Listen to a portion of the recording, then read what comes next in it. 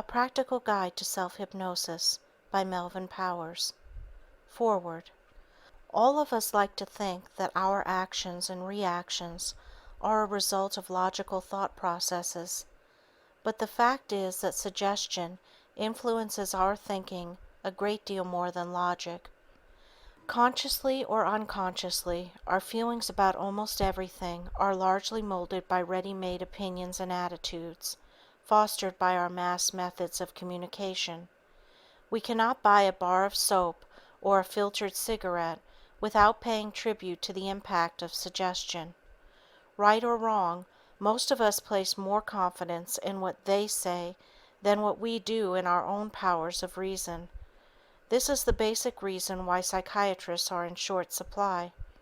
We distrust our own mental processes and want an expert to tell us what to think and feel. Despite this tendency to adopt our attitudes from others, man has always been dimly aware that he can influence his own destiny by directing his thoughts and actions into constructive channels. He has always, to some extent, known that his mind exerts a powerful influence on his body, and that thoughts can have harmful or helpful effects on his emotional and physical health. The ancient Egyptian sleep temples and the attempts by early physicians to drive evil spirits out of the body were both attempts to influence the body through the mind. The unprecedented sale of The Power of Positive Thinking by Norman Vincent Peale and other inspirational literature proves that millions of modern people recognize the efficacy of constructive thoughts. What most of them do not recognize is that they are capable of implanting these beneficial thoughts in their own minds without reference to any outside agencies. This can be done through self-hypnosis. In modern society, we have many cults, religions, and methodologies which have mental discipline as their goal. The best example of a methodology is psychosomatic medicine, which deals with the interrelationship of the mind and body in the production of mental or physical illness. The rapid growth of hypnosis in the last few years is another example, and it is gratifying to see that the emphasis in this field is now shifting from hetero-hypnosis to self-hypnosis. Self-hypnosis is a highly suggestible state wherein the individual can direct suggestions to himself. It is a powerful tool in any therapeutic process, and highly motivated subjects can parallel the success of hetero-hypnosis through their own efforts. Self-hypnosis can be used as a palliative agent and can even afford lasting results in many areas of the organism. Self-hypnosis can alleviate distressing symptoms, substitute strong responses for weak responses, help overcome bad habits, create good habits, and help one's power of concentration. The total personality is eventually changed to the point where it can function adequately in an increasingly difficult environment.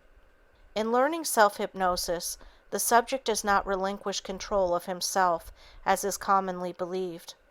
Actually, more control is gained. Self-sufficiency and self-confidence are inevitable results. It is well to remember, however, that even good things may be overdone, and good judgment is necessary for favorable results.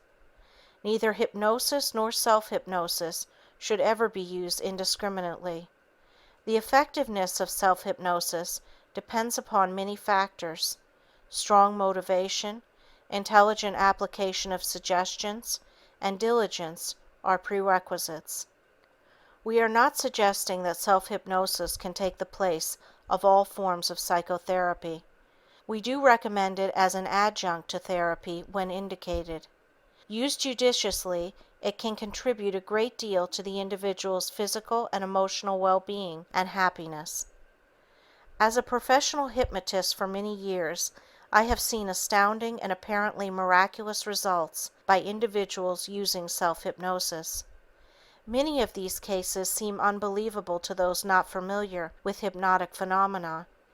It should be remembered, though, that many individuals seek hypnosis only when all other forms of therapy have failed. This is so common that hypnosis has come to be known as a port of last call.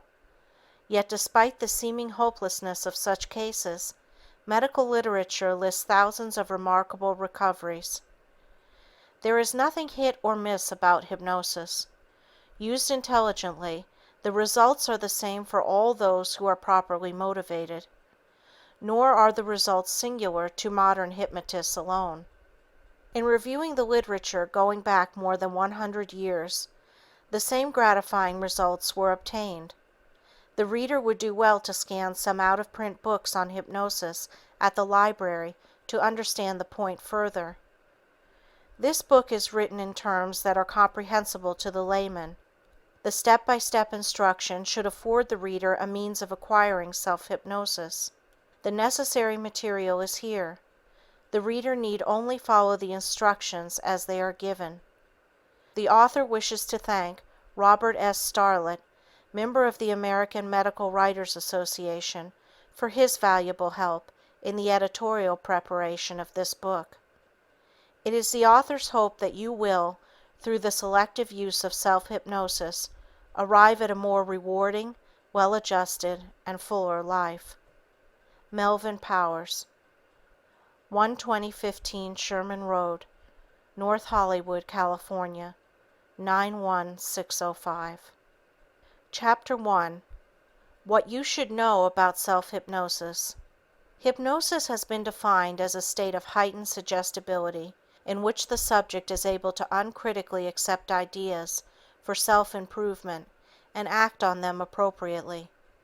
When a hypnotist hypnotizes his subject, it is known as heterohypnosis.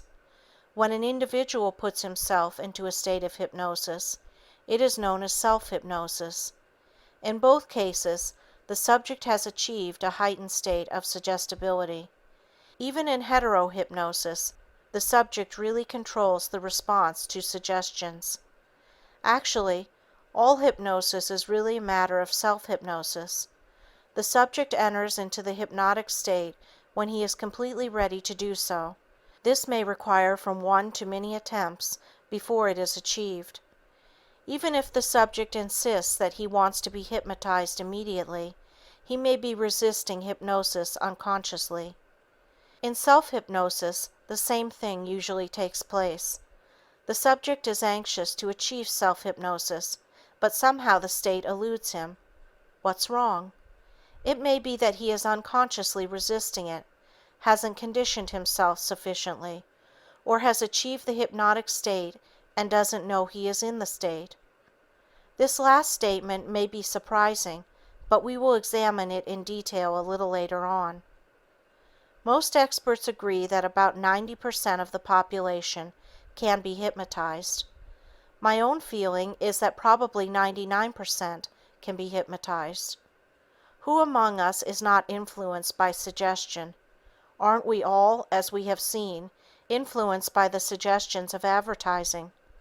Don't we all have a tendency to believe what we read in the paper, hear on the radio, or see on television? Aren't we all convinced that a name brand article is better than one that is not so well known?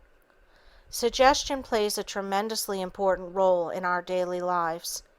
It begins from naming the baby with an appropriate name to securing a suitable place for interment.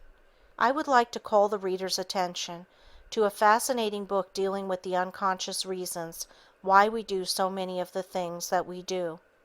You will be intrigued with every page of the book. It is called The Hidden Persuaders by Vance Packard.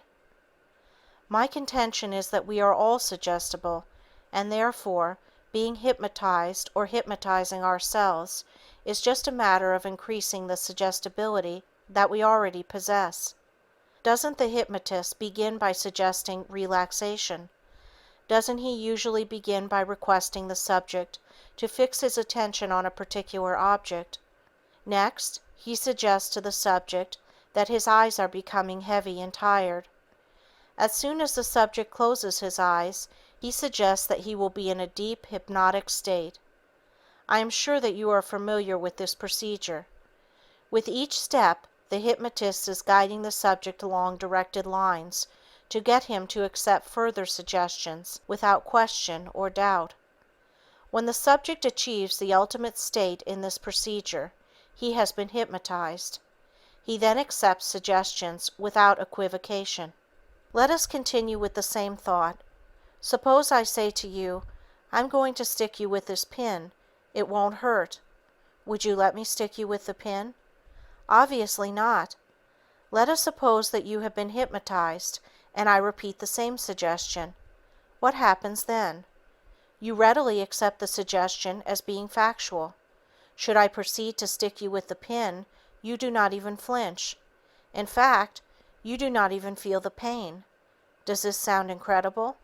Isn't this exactly the same procedure that the dentist uses with his patient when he has hypnotized him for the purpose of painless dentistry? Achieving hypnosis, therefore, is a matter of directing this suggestibility that we all possess into the channels that will finally produce the hypnotic state. It can be much more complicated than this explanation in many cases, but let us use this as a working premise. Everyone can be hypnotized. The time required for achieving hypnosis will vary from subject to subject. We will discuss some of the reasons for this in a subsequent chapter, but for our discussion at this time, we need to understand this point. I have encountered numerous individuals who were extremely disappointed because they did not respond to hypnosis immediately or after several attempts. They wanted to know what was wrong. An explanation that nothing was wrong somehow did not satisfy these individuals. After all, they argued, didn't I go to a hypnotist especially to be hypnotized? Some insinuated that perhaps the hypnotist wasn't too good. Let me explain that most subjects need to be conditioned for hypnosis, and this conditioning is helped when the subject practices certain conditioning exercises that I shall discuss in detail in Chapter 6, titled, How to Attain Self-Hypnosis. In my teaching, I have found that about 1 out of 10 subjects responds to the first attempt at hypnosis. One cannot make a definite statement as to the length of time necessary to learn self-hypnosis, but it is my experience that this usually takes about 1 month. I have had subjects learn self-hypnosis in about 30 minutes, but I must also relate that I have worked with subjects for 1 year before they achieved it. For the most part, the laws of learning apply to self-hypnosis as with anything else that one would want to learn. It can be a relatively simple procedure, or it can be very perplexing. The answer lies not so much with the hypnotist as with the subject. One question that arises is, if I'm under hypnosis, how can I give myself suggestions? During the hypnotic state, it must be remembered, the subject is always aware of what is going on. He hears what is said, follows directions, and terminates the state when told to do so. In the self-hypnotic state, the subject is in full control. Therefore, he can think, reason, act, criticize, suggest, or do whatever he desires. He can audibly give himself suggestions, or he can mentally give himself suggestions. In either case, he does not rouse from the hypnotic state unless he gives himself specific suggestions to do so. Many feel if they audibly give themselves suggestions, they will awaken.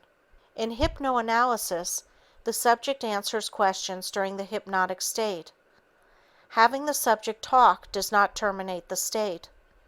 You can keep the talkative subject under hypnosis as long as you want. Furthermore, the subject can be sitting erect with his eyes open and still be under hypnosis. Carrying this further, the subject may not even be aware that he is under hypnosis. He can be given a cue not to remember when the therapist makes a certain motion or says a certain word that he will go back into the hypnotic state, but still keep his eyes open. Only an experienced hypnotist could detect the change. Another frequent question is, how do I arouse myself from the self-hypnotic state? You merely say to yourself that upon counting to 5, you will open your eyes and wake up feeling fine. Many times the subject falls asleep while giving himself post-hypnotic suggestions. This is not undesirable, since the suggestions will spill over into the subconscious mind as he goes from consciousness to unconsciousness. A popular opinion about hypnosis is that the subject surrenders his will to the hypnotist in the process of being hypnotized. Furthermore, many believe that once the subject is hypnotized, the hypnotist has complete control of the subject, and the subject is powerless to resist suggestion. Both beliefs are erroneous. I believe the first misconception comes from seeing techniques where the hypnotist requests the subject to look into his eyes. The hypnotist suggests to the subject that as he continues to look into his eyes, he will fall into a deep hypnotic state. This, then, becomes a matter of who can outstare whom. The subject usually begins to blink his eyes, and the hypnotist follows this up with rapid suggestions that the subject's eyes are becoming watery and heavy, and that the subject will fall into a deep hypnotic sleep just as soon as he, the subject, closes his eyes. This procedure gives the impression to the observer that the subject is willed to go under hypnosis. It appears that once the hypnotist concentrates or wills sufficiently, the subject succumbs. Actually, the hypnotist in this technique is not looking into the eyes of the subject.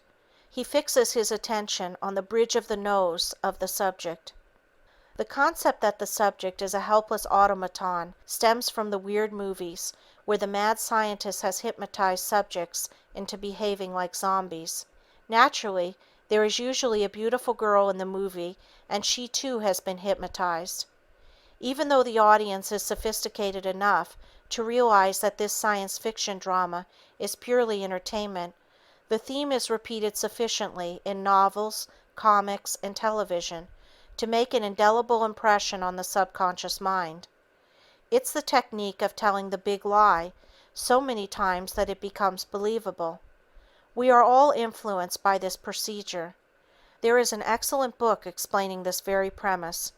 It is called Battle for the Mind by William Sargent.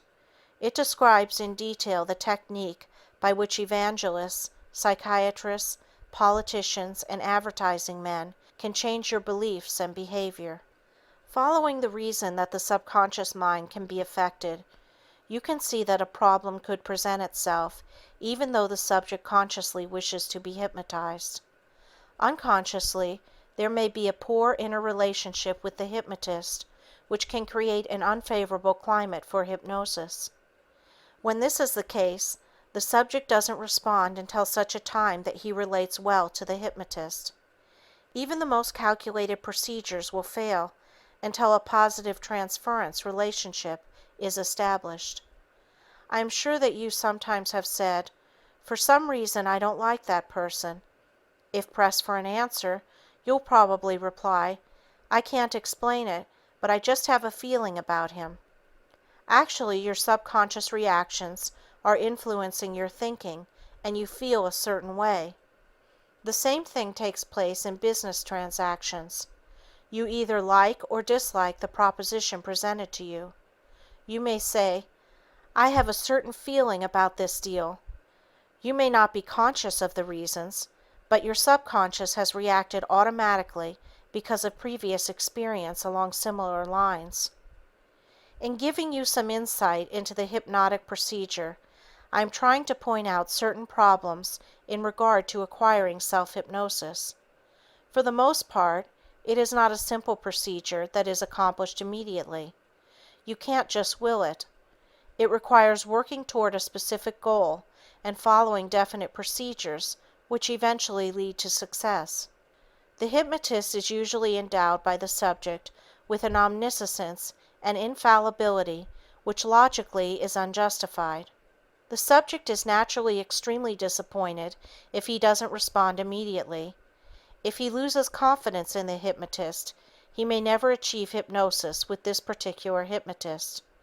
I have hypnotized subjects who have been to several other hypnotists without success, and I have had some of my unsuccessful subjects hypnotized by other hypnotists.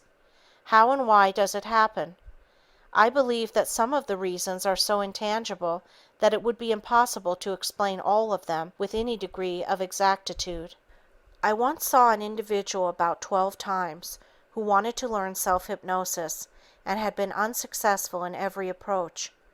I asked him if he would volunteer as a subject for a class in techniques of hypnosis that I was teaching for nurses.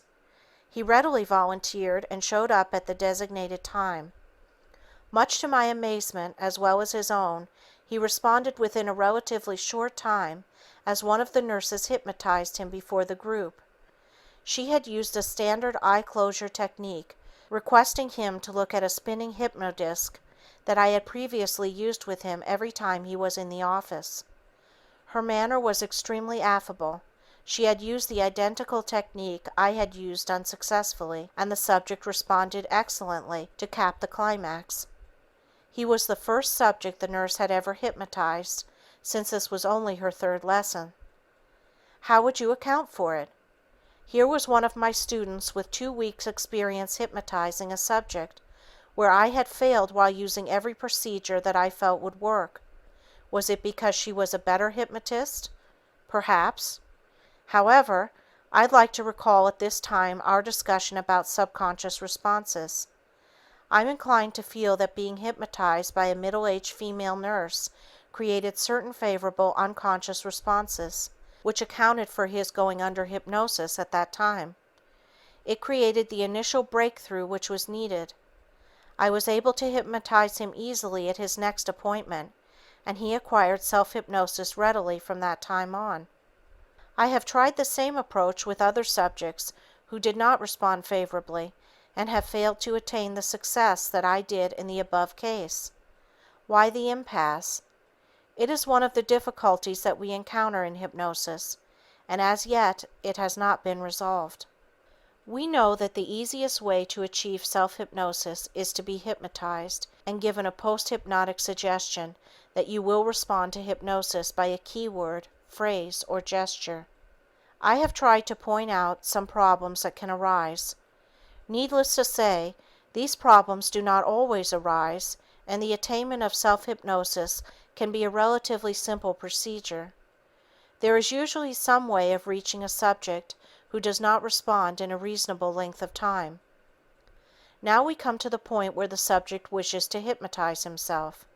What happens in this situation? It would appear that the subject would go under hypnosis immediately. After all, isn't he controlling the hypnotic session? Of course, this does happen time and time again, and the results seem miraculous. I receive mail constantly from readers of several of my other books on hypnosis, telling me how they were able to achieve certain goals that they never dreamed possible. They write that they have achieved self-confidence and complete self-mastery, and have been able to overcome problems that had plagued them for many years. These problems not only include strictly psychological troubles, but many psychosomatic symptoms as well. Many have remarked at the ease in which they were able to achieve self-hypnosis and the results they wanted. For them it was as simple as following a do-it-yourself book. Others write about the difficulty they encounter and ask what to do about it. It is my hope that this book will shed some light for those who have experienced difficulty in learning self-hypnosis. We shall discuss many phases of hypnosis with the emphasis on self-hypnosis. We'll discuss its many ramifications and try not to leave out anything helpful in our discussion. If you follow the instructions and exercises that I give you assiduously, you will be able to achieve a depth of self-hypnosis suitable for solving many of your personal problems. End of foreword and Chapter 1. Chapter 2. What about the dangers of hypnosis? One of the objections that you hear to hypnosis is that it can be dangerous in the hands of those not trained in psychodynamics of human behavior. Inasmuch as psychiatrists and clinical psychologists are the only ones who are thoroughly trained in the analysis of human behavior, this objection, if valid, could limit hypnosis to a comparative handful of therapists. Fortunately, it is not valid. This was proved several years ago when the Bridey Murphy craze gripped the country. Despite the fact that thousands of amateur hypnotists were practicing hypnosis, little or no harm resulted. I have personally instructed several thousand medical and non-medical individuals and have yet to hear of a single case where a crisis was precipitated or anything of a dangerous or detrimental nature occurred as a result of hypnosis. I have also taught several thousand persons self-hypnosis and can report the same findings. Many patients who seek treatment from competent psychiatrists, psychoanalysts, and psychologists do not always obtain satisfactory results. This doesn't mean that everyone should stop seeking help from these specialists. Even a specialist doesn't have a perfect record of successful therapy.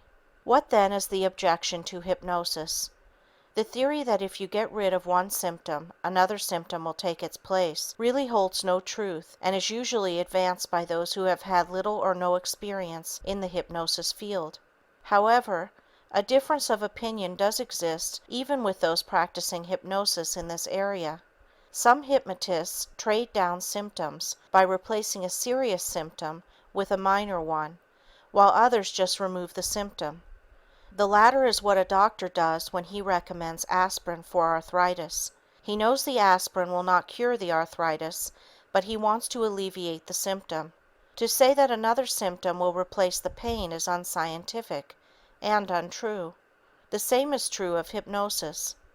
Louis R. Wahlberg, M.D., clinical professor of psychiatry, New York Medical College, recently canvassed 30 experts in the field of hypnosis and found a few who felt symptom removal was irrational, temporary, or outright dangerous.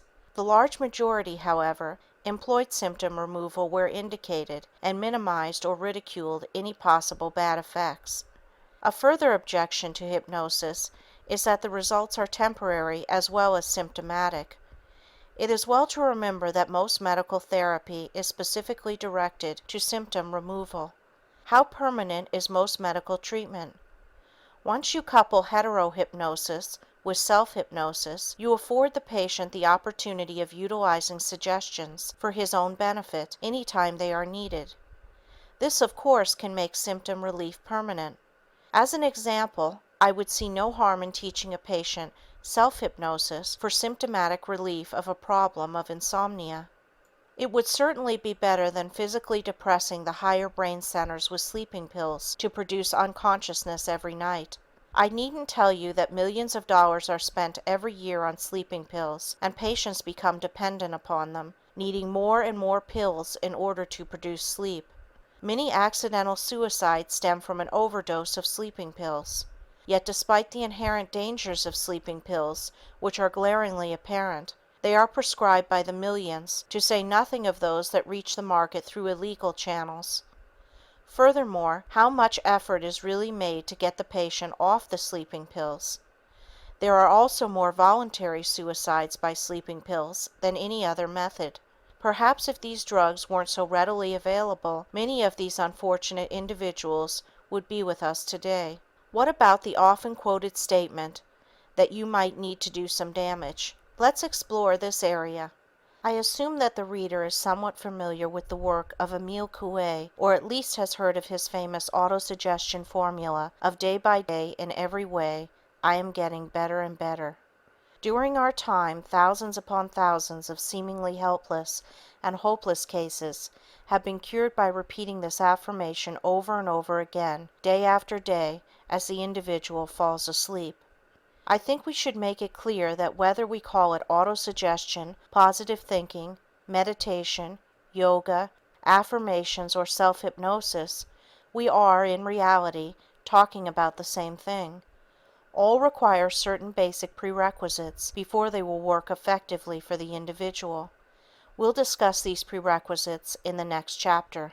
What should be remembered is that the suggestions are being filtered into the subconscious mind, which does not question, doubt, analyze, or dispute the efficacy of these beneficial thoughts. You can be sure that the constant repetition will have its effect. Hasn't the mind, in the past, accepted the individual's diagnosis when he said, "I'm sick, I have an inferiority complex, I can't stop smoking, I can't lose weight, I can't concentrate, I can remember a person's face, but I can't remember names. I have a difficult time falling asleep. I just can't seem to relax. Isn't such an individual, in effect, using self-hypnosis? And hasn't the person convinced himself of the validity of his present state? This is truly dangerous. It is negative hypnosis. The question that I raise is, why shouldn't the subconscious mind be even more convinced and respond strongly to suggestions which are in conformity with the natural desire to be of sound body and mind? I have never been able to find a logical answer. I think this is what happens many times. A person seeks help with a problem which in reality has nothing to do with hypnosis. His cure is not contingent on being hypnotized or on suggestion he or the hypnotist feel are indicated. You will read in nearly every book and article dealing with hypnosis that hypnotism is not a cure-all. No one has suggested or implied that it should be used exclusively for all emotional problems. You may read a newspaper article warning about the dangers of hypnosis. It may tell of a person who rid himself of one symptom and developed another in its place. You usually get a grossly distorted picture of what happened, with many aspects of the case not included. It's a matter of taking what you want to prove out of context.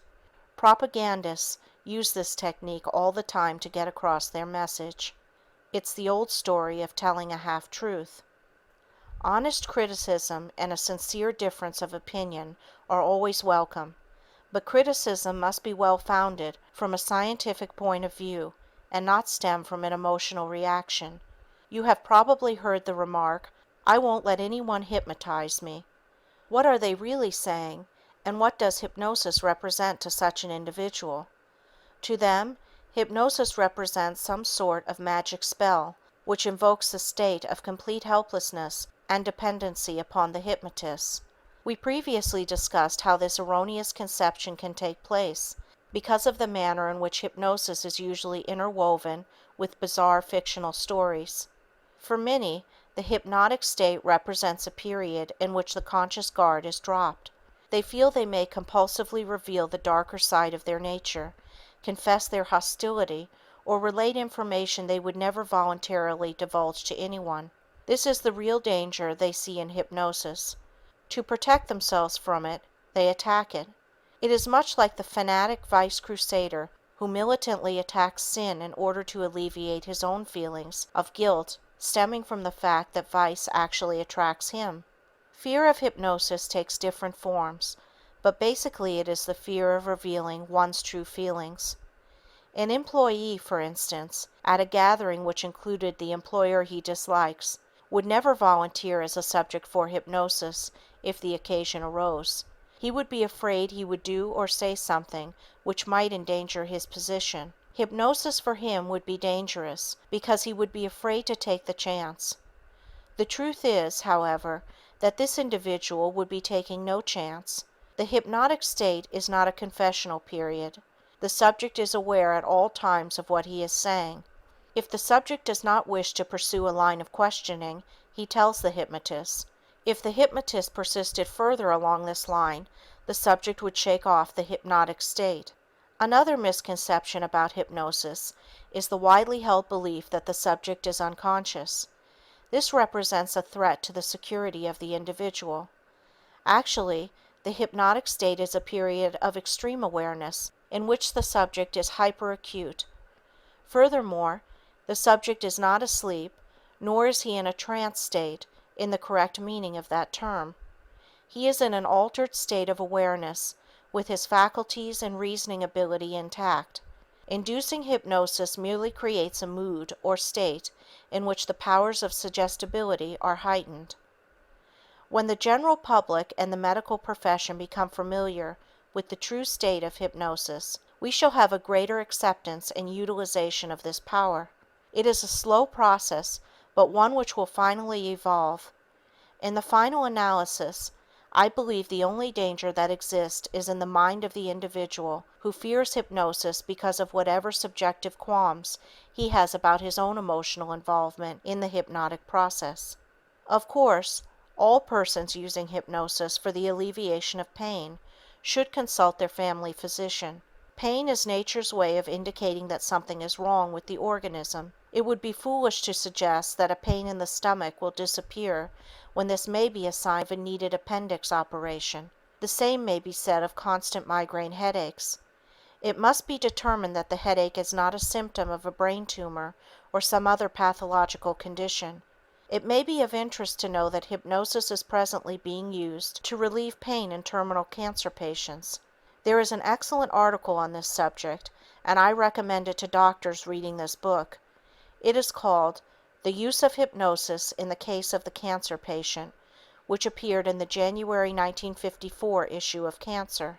There are at present several thousand dentists throughout the country using hypnosis. They have formed their own society and publish a quarterly journal, the Journal of the American Society of Psychosomatic Dentistry. One of the best books in this field is called Dental Hypnosis Handbook by Jacob Stolzenberg, DDS. An excellent article is Danger, Hypnotist at Work by M. Abramson. The author reviews briefly the pros and cons regarding the medical use of hypnosis. He concludes, "It is the author's opinion, based on extensive personal experience of over 15 years, that the use of hypnotherapy by a physician or dentist who has been properly trained, and who uses this technique strictly within his field of competence, carries with it no more, and probably less, danger than the use of many other techniques of treatment used in medicine today." End of Chapter 2. Chapter 3. Is Hypnosis the Answer? Dr. George Estabrooks, professor of psychology at Colgate University and author of the book Hypnotism, made the following two statements in a paper called The Future of Hypnosis, given as part of a program on the nature of hypnosis at the annual meeting of the American Psychological Association in 1959. It would be well to sound a word of caution against certain attitudes which have become prevalent and which can be well illustrated in the field of medicine. In this respect, direct suggestion is under the ban. For example, a dictum, "Never remove the symptom unless the cause is understood," is much emphasized. Its validity is greatly open to question, since much of medical practice is direct symptom removal, as only a little thought makes apparent. Another dictum generally followed is that the unconscious background of symptom complexes must necessarily be made conscious to effect a cure. Reasonable and thoughtful consideration of the extensive role of the unconscious in daily living and functioning renders this dictum much less credible. I should like to discuss both of these statements in some detail, as they invariably arise in the mind of the individual seeking help through hypnosis. The first thought that comes to mind is that all the religious healings cited in the Bible involve direct symptom removal. The cures that are effected by religious devotees traveling to sacred shrines are also in the realm of direct symptom removal. I have yet to hear a criticism of this type of treatment directed at religious leaders or condemnation of the religious shrines. These cures are accepted as evidence of the power of faith or attributed to the supernatural. In these cases, nothing is ever done to make the person cured understand the nature of the unconscious mechanisms which contributed to his problem. Religious healing cannot be dismissed by merely saying, "It isn't scientific." A methodology is only scientific when it works. It is of no value if it doesn't help the individual seeking help. We must face the fact that not all people can be helped by the same psychological treatment. We can readily see this in the following extreme example. An aborigine suffering from a psychological problem certainly wouldn't be a candidate for psychoanalysis as we know it. He could, no doubt, be helped much more readily by a witch doctor. It also stands to reason that the sophisticated Westerner would not be influenced by the incantations of a tribal medicine man. Going further, we find there are many schools of psychotherapy and many approaches to solving man's emotional problems. The cure rate for all of them, however, is approximately the same. I think we must accept the fact that there is no one sound, logical, scientific approach. I believe that so long as the end result is achieved, the methodology was scientific for that individual's needs. The goal of all therapies is to help the patient free himself from whatever emotional problems beset him. This approach, to some readers, may seem an oversimplification of a very complex problem, but I think it's time that we had a simple, workable formula devoid of technical jargon. Too often, complex technical terms and theories have been glibly used to explain away failures.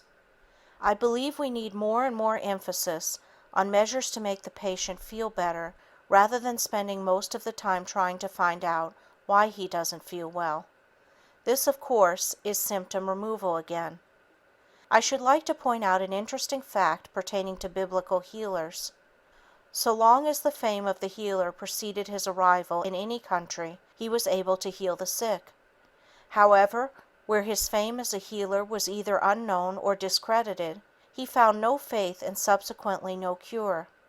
The earliest reference to hypnosis is in the Bible, Genesis 2:21. And the Lord God caused a deep sleep to fall upon Adam, and he slept. Dr. William Malamud, 86th President of the American Psychiatric Association, in an address delivered at the annual meeting in 1960, stated the following in a paper called Psychiatric Research, Setting and Motivation. During the last few years, we have witnessed a growing trend of overemphasizing the value of exact methodology and uniformity of standards. This trend, which could be characterized as a cult of objectivity, has already had an important influence on psychiatric research. It is true that in its emphasis on critical judgment and valid criteria, it has helped to curb unrestrained flights of imagination and sloppy methodology. But the overglorification of objectivity and the insistence on rigidly single standards of acceptable methods have resulted in a concentration on certain phases of the science of human behavior at the expense of other very important ones. I believe that most individuals have a fairly good understanding of how they came to have the problem that they have. I have yet to encounter a person who protests he has no idea why he doesn't function as he would like to in a certain area. From a practical standpoint, not many have the time nor money required to delve into the unconscious background of the problem. The high cost of treatment is a very real objection and cannot be discounted lightly. People suffering from emotional problems usually suffer financial reverses as well. Who is to help these people? There are very few places in the country where they can receive competent psychiatric help at a reasonable fee. Is there this type of help in your own community? It is only when the individual is destitute that the state provides whatever help it can. However, at this point, it's a long, hard struggle back to good emotional health. The National Association for Mental Health and its affiliates issue about 10 million copies of 200 different pamphlets on various aspects of mental health. To assess the value of these pamphlets, 47 mental hygiene experts held a conference at Cornell University. A report on this outstanding conference has been published. It is called Mental Health Education, a Critique. A feature by Ernest Havemann in the August 8, 1960 issue of Life contains a very worthwhile article on this conference called Who's Normal? Nobody, but we all keep on trying. In Dissent from Mental Health Approach, experts decry futile search for an unreal goal. The following paragraph is taken from the Life article. What about psychiatry and psychoanalysis? This is a different matter. Many unhappy and problem-ridden people, though by no means all who have tried it, have profited from psychotherapy. Indeed, all the mental health pamphlets, as a postscript to all the self-help methods they advocate, wind up by advising the reader to seek professional care if his problems are serious enough. But the skeptics at Cornell cited statistics which to them show that psychiatric treatment is as remote for the average person as a trip to the moon.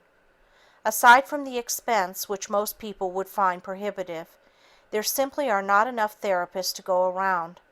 The U.S. has around 11,000 psychiatrists and 10,000 clinical psychiatrists.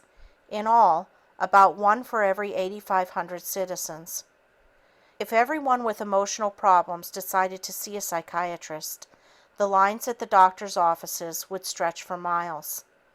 I assume that most readers of this book know that state hospitals are understaffed and unable to provide proper care for the mentally ill. Mike Gorman, Executive Director of the National Mental Health Committee, has written a crusading report on this very theme called Every Other Bed. In this book, he tells us that every other hospital bed in the United States is occupied by a mental case. Mental illness costs the country $2.5 billion a year, besides the more important untold human suffering that can never be equated in dollars. The book is a shocking story of how we have let this happen, are still letting it happen, and of how little, for the most part, we, the general public, as well as the medical and psychological professions, are doing to correct this deplorable situation. It is time that we re-examine the dictums that say a symptom can never be removed unless the cause is understood, and the unconscious background of the symptom complexes must be made conscious and understood before a cure is effected. There are many positive thinking groups functioning in the religious field. Many of these religious groups are in existence primarily because of the dynamic philosophy or psychology they offer for everyday living. Couple this with a strong faith in God, and you have a combination which approaches infallibility. Recently, we have had a series of best-selling books which expound this very theme. Does it work? Of course it does, when used properly. You can be sure that there has been criticism of this religious psychology. The criticism is that the basic causes of the problem are never dealt with, and the unconscious conflict is not resolved. It's the same argument over and over again. What about the people helped? They seem to have made tremendous strides and are leading lives as well adjusted as anyone else. Once imbued with this spirit or feeling of well-being, it permeates every phase of their relationship in a constructive manner. The only reason that there isn't more criticism is that this type of psychotherapy is incorporated into the religious tenets of these groups, and criticizing another man's religion makes the detractor's entire philosophy unacceptable. I am strongly in favor of these groups because I would prefer having a religion that keeps pointing out the positive side of life and that life can be beautiful if you put your faith in God and practice positive thinking. It is certainly better than the clinical philosophy of its detractors or the grim religions which stress punishment. Think of the guilt feelings involved in the latter. No one can live up to such a formidable creed. Of course, if you suggest to positive thinking religious individuals that they are using a form of self-hypnosis, they will emphatically deny and debate the issue. Since we are primarily interested in mental hygiene and not in winning a debate, it is well to leave the matter as it stands. The point to keep in mind is so long as a person feels that his methodology is the answer to his needs, and so long as no one is being hurt by his belief, I feel he should cling to his conviction. He should not allow it to be destroyed by those who are thinking in different semantic terms. I would like to bring up another common example pertaining to the two basic concepts that we have been discussing. It is the example of the many individuals who have taken public speaking courses to overcome stage fright. In most cases, the person involved hasn't had too much opportunity to be a public speaker. Because of this, he suddenly feels he may not say the right thing or forget what he wants to say. This anxiety can create the very situation or block that he fears. What is the solution? Certainly not psychoanalysis to find out why he functions the way he does. You could use this approach, but I don't think it's the most constructive one. It's like asking, what am I doing that's wrong? Instead of, what can I do that's right? The most constructive approach is to take a course of instruction to get the actual practice and experience in the techniques of public speaking. Before proceeding further, I believe it is necessary to point out that I am not just being critical of the convictions of other sincere and dedicated individuals engaged in the field of mental hygiene. It is always good to reevaluate our present thinking on any subject, no matter how sincere or convinced we may be that what we are doing is correct. At times, we can become so immersed in our convictions that we cannot take criticism and respond emotionally to ideas or interpretations that do not coincide with logical thinking. What then is the answer to mental health problems? There is no single answer. It is a very complex situation. There are many promising drugs and treatments which, if adequately developed and widely used, could do a great deal toward promoting good mental health. Fundamentally, the problem will always be that of trying to understand human behavior and helping those in distress with an efficacious formula. What is that formula? I believe hypnosis can contribute in part to the answer. Needless to say, hypnosis is contraindicated in many emotional problems because of the very nature of the problem itself. Some emotional difficulties must first be worked out on a conscious level. After this, hypnosis can be instrumental in achieving the final goal.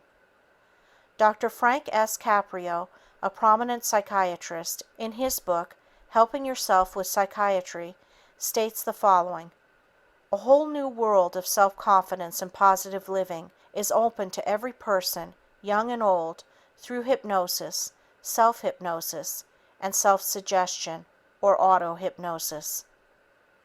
End of Chapter 3. Chapter 4. How does self-hypnosis work?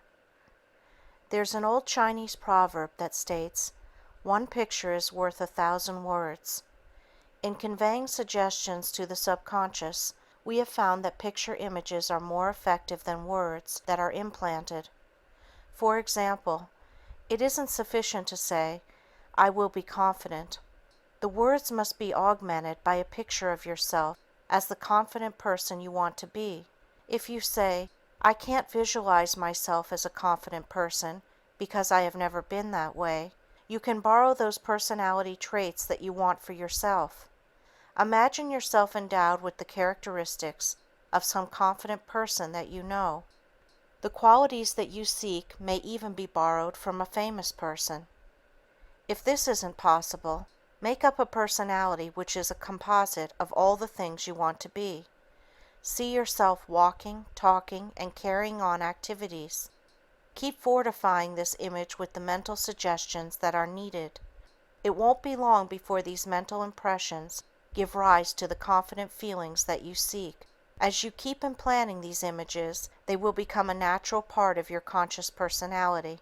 Dr. S. J. Van Pelt, president of the British Society of Medical Hypnotists and editor of the British Journal of Medical Hypnotism, writes about this technique in his book, Secrets of Hypnotism. He calls it 3D technique in medical hypnotherapy. As you read the following paragraph, it would be well to remember that it contains the essence of making the self-hypnosis technique work once you have achieved the hypnotic state per se. Incidentally, the same procedure can be used in attaining the hypnotic state itself. You see yourself entering the state of hypnosis in your initial attempts. This in turn sets up a conditioned response and a favorable emotional reaction which is necessary. The writer has found visualization of the greatest value in the re-education of the patient, which is an essential part of hypnotherapy. In this method, after the cause of the trouble has been discovered and as a part of his re-education, the patient is instructed, while under only light hypnosis, to form a picture in his mind. He is asked to imagine a movie screen and to see himself, just like an actor, on this screen playing a part. He is told that the picture looks very real, 3D in fact, and that he can see himself acting and looking the way he wants to look and act. Various scenes are suggested, such as the patient will have to face in real life. In each he is instructed to see himself, as in real life, always succeeding. For instance, the stammerer might be asked to picture himself speaking easily to people and feeling perfectly at ease. The patient is also instructed how to form these success pictures for himself, and it is stressed that he will only be able to see himself as he wants to be, successful. Since the picture gives rise to the appropriate feelings, it is not long before the patient begins to show the benefit of his private 3D film shows. After explaining this technique to students, many have inquired, "Is that all there is to it? It seems so simple." Of course, there is more to it in that the individual must follow through with the instruction.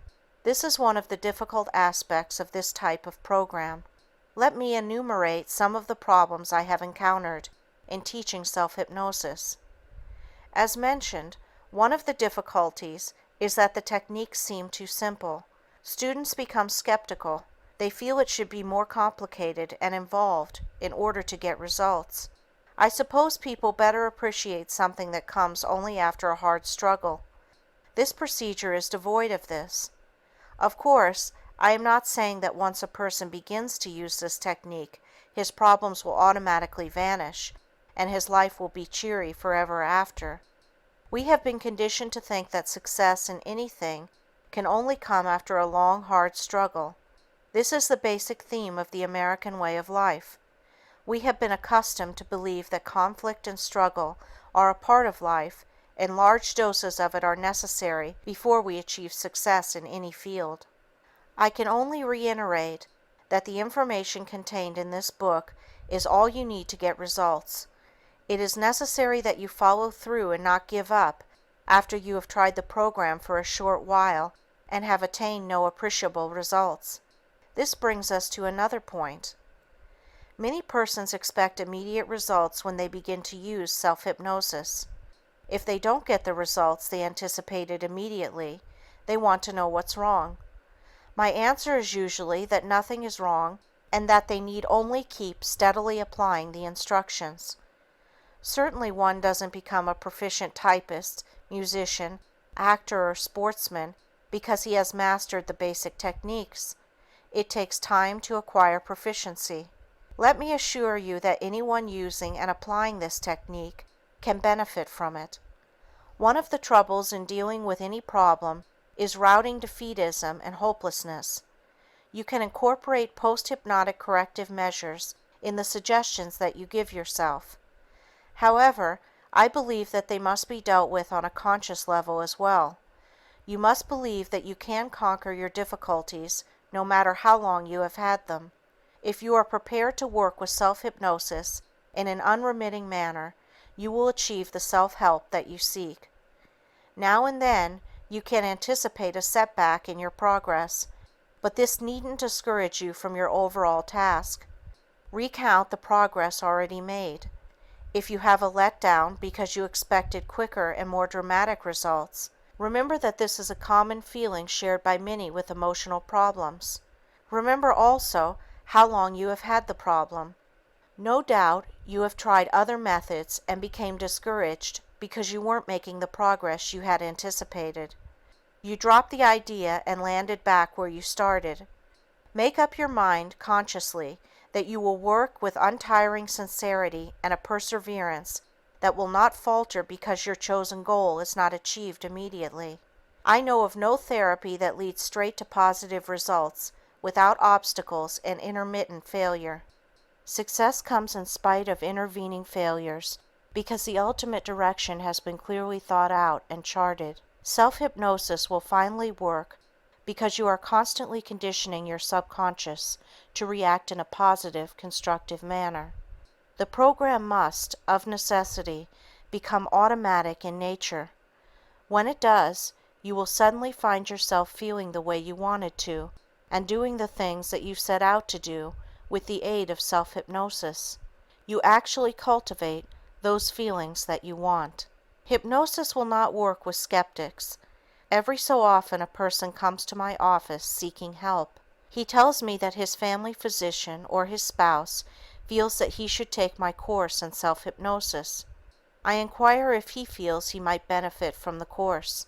If his answer is not positive, and if after talking to him at length about the benefits of hypnosis, I still feel he is not ready for the course, I suggest another mode of treatment for him.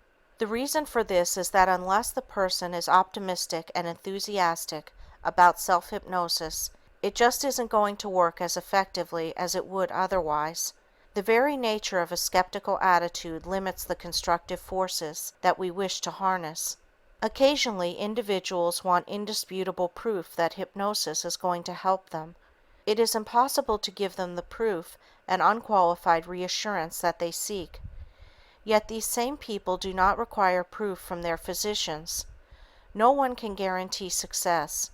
However, I do point out that the continued and intelligent use of self-hypnosis can be instrumental in directing the healing, curative, constructive forces of nature. Many times a metaphysical rather than a scientific approach is required. It's a matter of trying to satisfy the patient's needs. At times, it is helpful to allow the patient to attend a class in self-hypnosis. Being able to communicate and identify with other individuals seeking self-hypnosis often is enough to change his attitude. This is especially true when one or more of the students relates dramatic changes. Self-hypnosis works because we are able to condition ourselves to various stimuli. We condition ourselves consciously and unconsciously to many activities. When we experience anxiety, it stems from a conditioned process which could not have been conscious or unconscious. In self-hypnosis, the individual consciously works toward implementing and strengthening his own inherent strength and resources. These objectives, when attained, result in feelings of confidence, relaxation, self-mastery, and well-being. Furthermore, hypnosis utilizes a natural mental process. We all know that placebos work admirably in numerous cases. The dictionary defines the word placebo as an inactive substance or preparation administered to please or gratify a patient, also used in controlled studies to determine the efficacy of medical substances. Many controlled experiments have shown that people achieve similar results whether they take a placebo, which they think is the real medication, or real medication that was prescribed. Several years ago, many tests were carried out with antihistamines to prevent colds. The results were always the same. We are interested in what makes the placebo act as efficiently as the true medication. It stands to reason that a chain reaction is set up, actually causing a physiological result from a psychological situation. The unsuspecting patient declares, "I've never felt so good in my life." Yet this would have never happened if he didn't think he was taking the marvelous new medicine. A recent scientific study by one of the leading pharmaceutical houses concluded that 1/3 of the effectiveness of any medication depends upon the faith and trust that the patient has in the prescribing physician. I am sure that the placebo results and the patient's faith in the physician as contributing factors to the effectiveness of medications do not come as a revelation. We are all aware of such information. Our problem is how to harness this unconscious process for constructive goals. The answer is through self-hypnosis. Self-hypnosis, as we have explained it, uses a technique called visual imagery. This has been referred to by many different names, but for our purposes, we'll call it visual imagery. Within this technique lies one of the keys for achieving the goals that you want. There have been many famous books written incorporating this technique as a basis for achievement. Perhaps the most famous of all is called Think and Grow Rich by Napoleon Hill. In recent years, The Magic of Believing by Claude M. Bristol and The Power of Positive Thinking, already mentioned, have become well known. The book which gives direction to most of the books in this field is called Self-Mastery Through Conscious Autosuggestion by Dr. Emile Coué. I am sure the older readers of this book have heard the famous saying, which I will repeat here for emphasis: "Day by day, in every way, I am getting better and better." Invariably, in all these books, there is reference to the biblical quotation, "As a man thinketh in his heart, so is he." As the reader can deduce, we are not theorizing about a startling new discovery. The technique is as ancient as man himself and his dream of a better tomorrow. All books using the visual imagery technique will tell you to paint a vivid mental picture of the material things you wish to acquire, if it is a case of material wealth. For personal improvement, they tell you to paint a vivid picture of the individual you want to be. In most cases, you are told to do this in a relaxed or meditative state with as few distractions as possible. The next two requirements are constant repetition, conditioning, and a burning desire, motivation, to achieve what you set out to do. Aren't these books really talking about self-hypnosis? Aren't they describing precisely the techniques of self-hypnosis? The terminology is different, but the approach is the same. With these techniques, there is an aim to direct thinking, picturization, positive thinking, suggestions, and constructive thoughts or images to the inner self, or real self. Aren't they once again really talking about the subconscious mind? I have no argument with any workable approach to emotional maturity, but in many cases, we are actually becoming involved with the meaning of words, semantics. The quickest way to the subconscious is through self-hypnosis. In this self-hypnotic state, you are able to consciously direct suggestions to your subconscious mind. End of Chapter 4. Chapter 5. How to arouse yourself from the self-hypnotic state. You will note that this chapter precedes instruction on how to attain self-hypnosis. The reason for this is to alleviate whatever anxiety you may have in regard to the question, if I'm hypnotized, how do I awaken myself? It is important to understand that even though you are hypnotized, you are in control. You are aware of your surroundings, what is going on about you, can think clearly, and can arouse yourself very easily. It is only necessary to say or think, I shall now open my eyes and wake up feeling fine. You could also give yourself a specific count and say, as I count to 5, I'll open my eyes and wake up feeling wonderfully well and refreshed. 1, 2, 3, 4, 5. It should be remembered that while we sometimes use the word sleep to describe the hypnotic state, we are not actually referring to true sleep. This accounts for much of the confusion.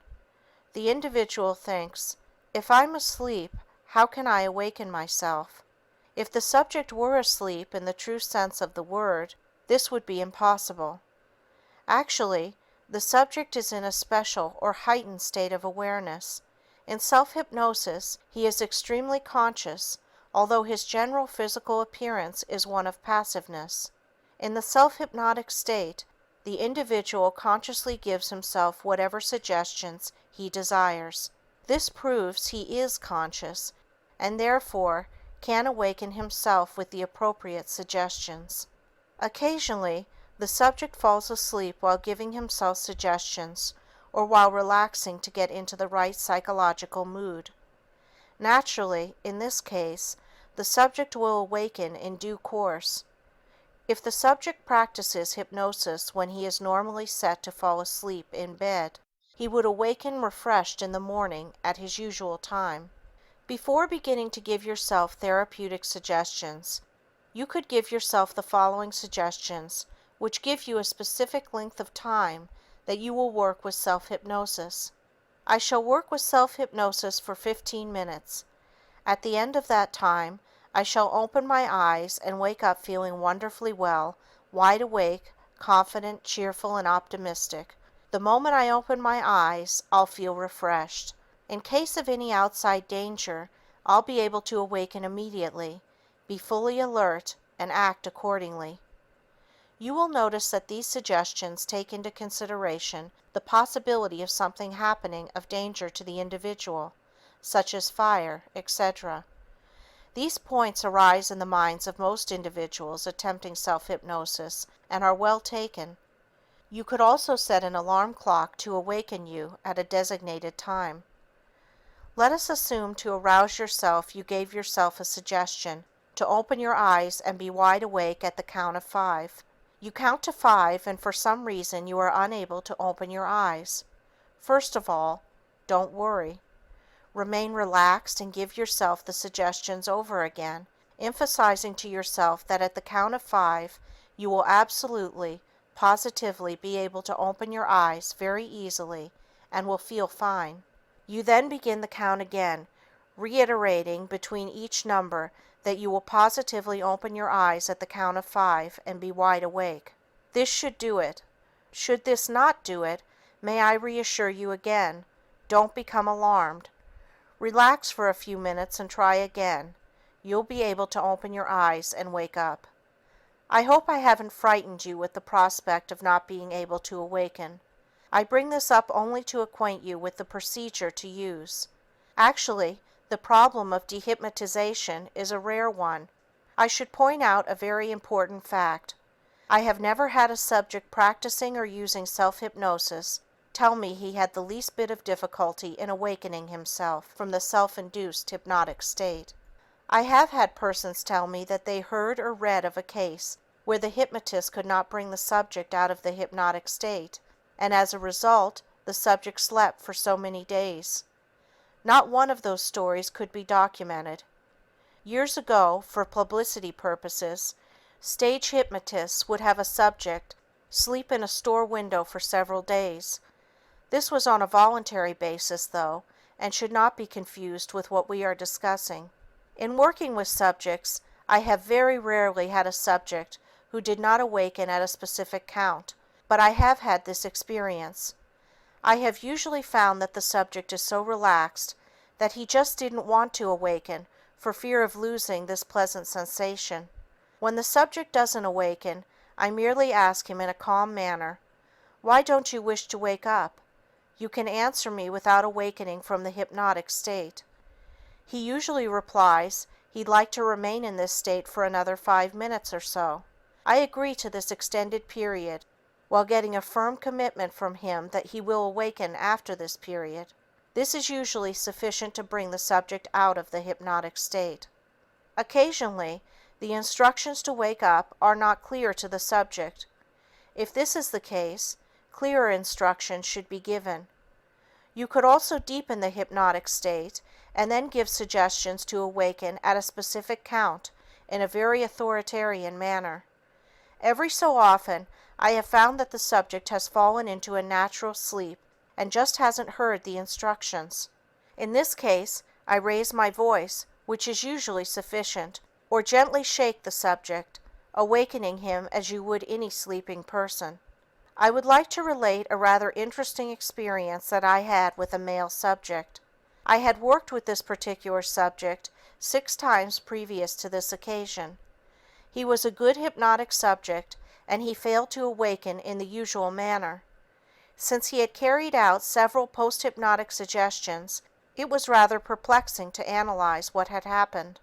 After about 10 minutes, he finally agreed, while he was under hypnosis, to awaken at a given count. I asked him what was the nature of the difficulty. He replied, "I wanted to see how you would react." In conclusion, having difficulty in dehypnotizing yourself is extremely rare. Should it happen, keep calm and repeat the suggestions with emphasis. Even in heterohypnosis, where the hypnotist hypnotizes a subject, it is extremely rare.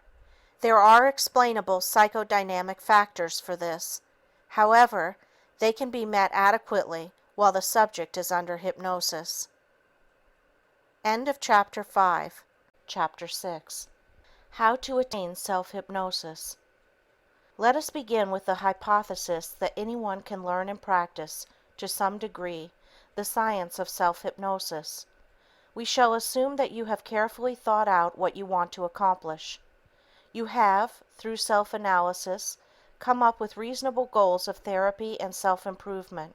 The next step is the acquisition of the hypnotic state, per se. Before giving you the specific instructions, I would like to clarify a question which invariably arises in teaching a student self-hypnosis.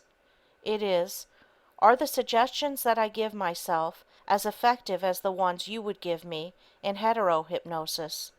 It is natural to assume that the suggestions of the hypnotist would be more effective than those given by the subject himself, but both have the same intrinsic value. It is well to remember that all hypnosis is really self-hypnosis, and all heterosuggestions are transposed into self-suggestions.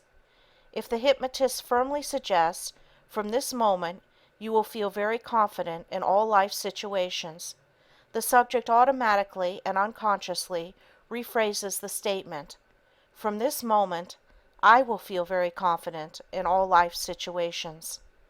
The subject, ordinarily, mentally or aloud, repeats all suggestions using the pronoun I instead of you.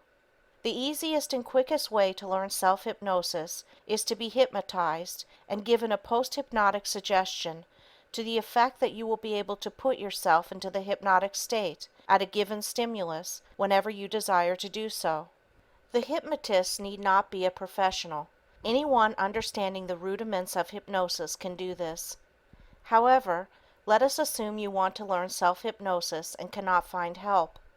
If you understand and consciously practice the instructions that I shall outline, you will attain your goal.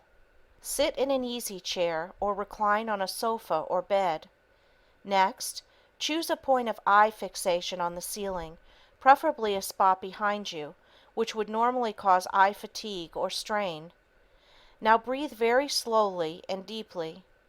As you do this, repeat aloud or mentally the word sleep as you inhale and deep sleep as you exhale.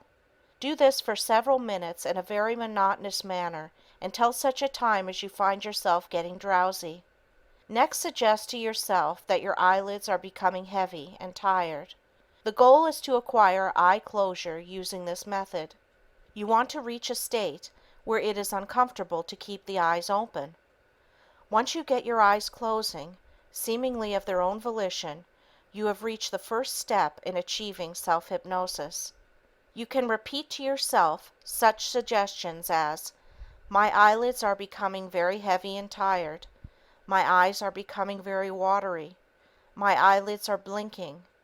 I just want to close my eyes. The moment I close my eyelids, I shall fall into a deep, sound, hypnotic sleep. Even though in a deep state of hypnosis, I shall be aware of my surroundings and be able to direct post-hypnotic suggestions to my subconscious mind."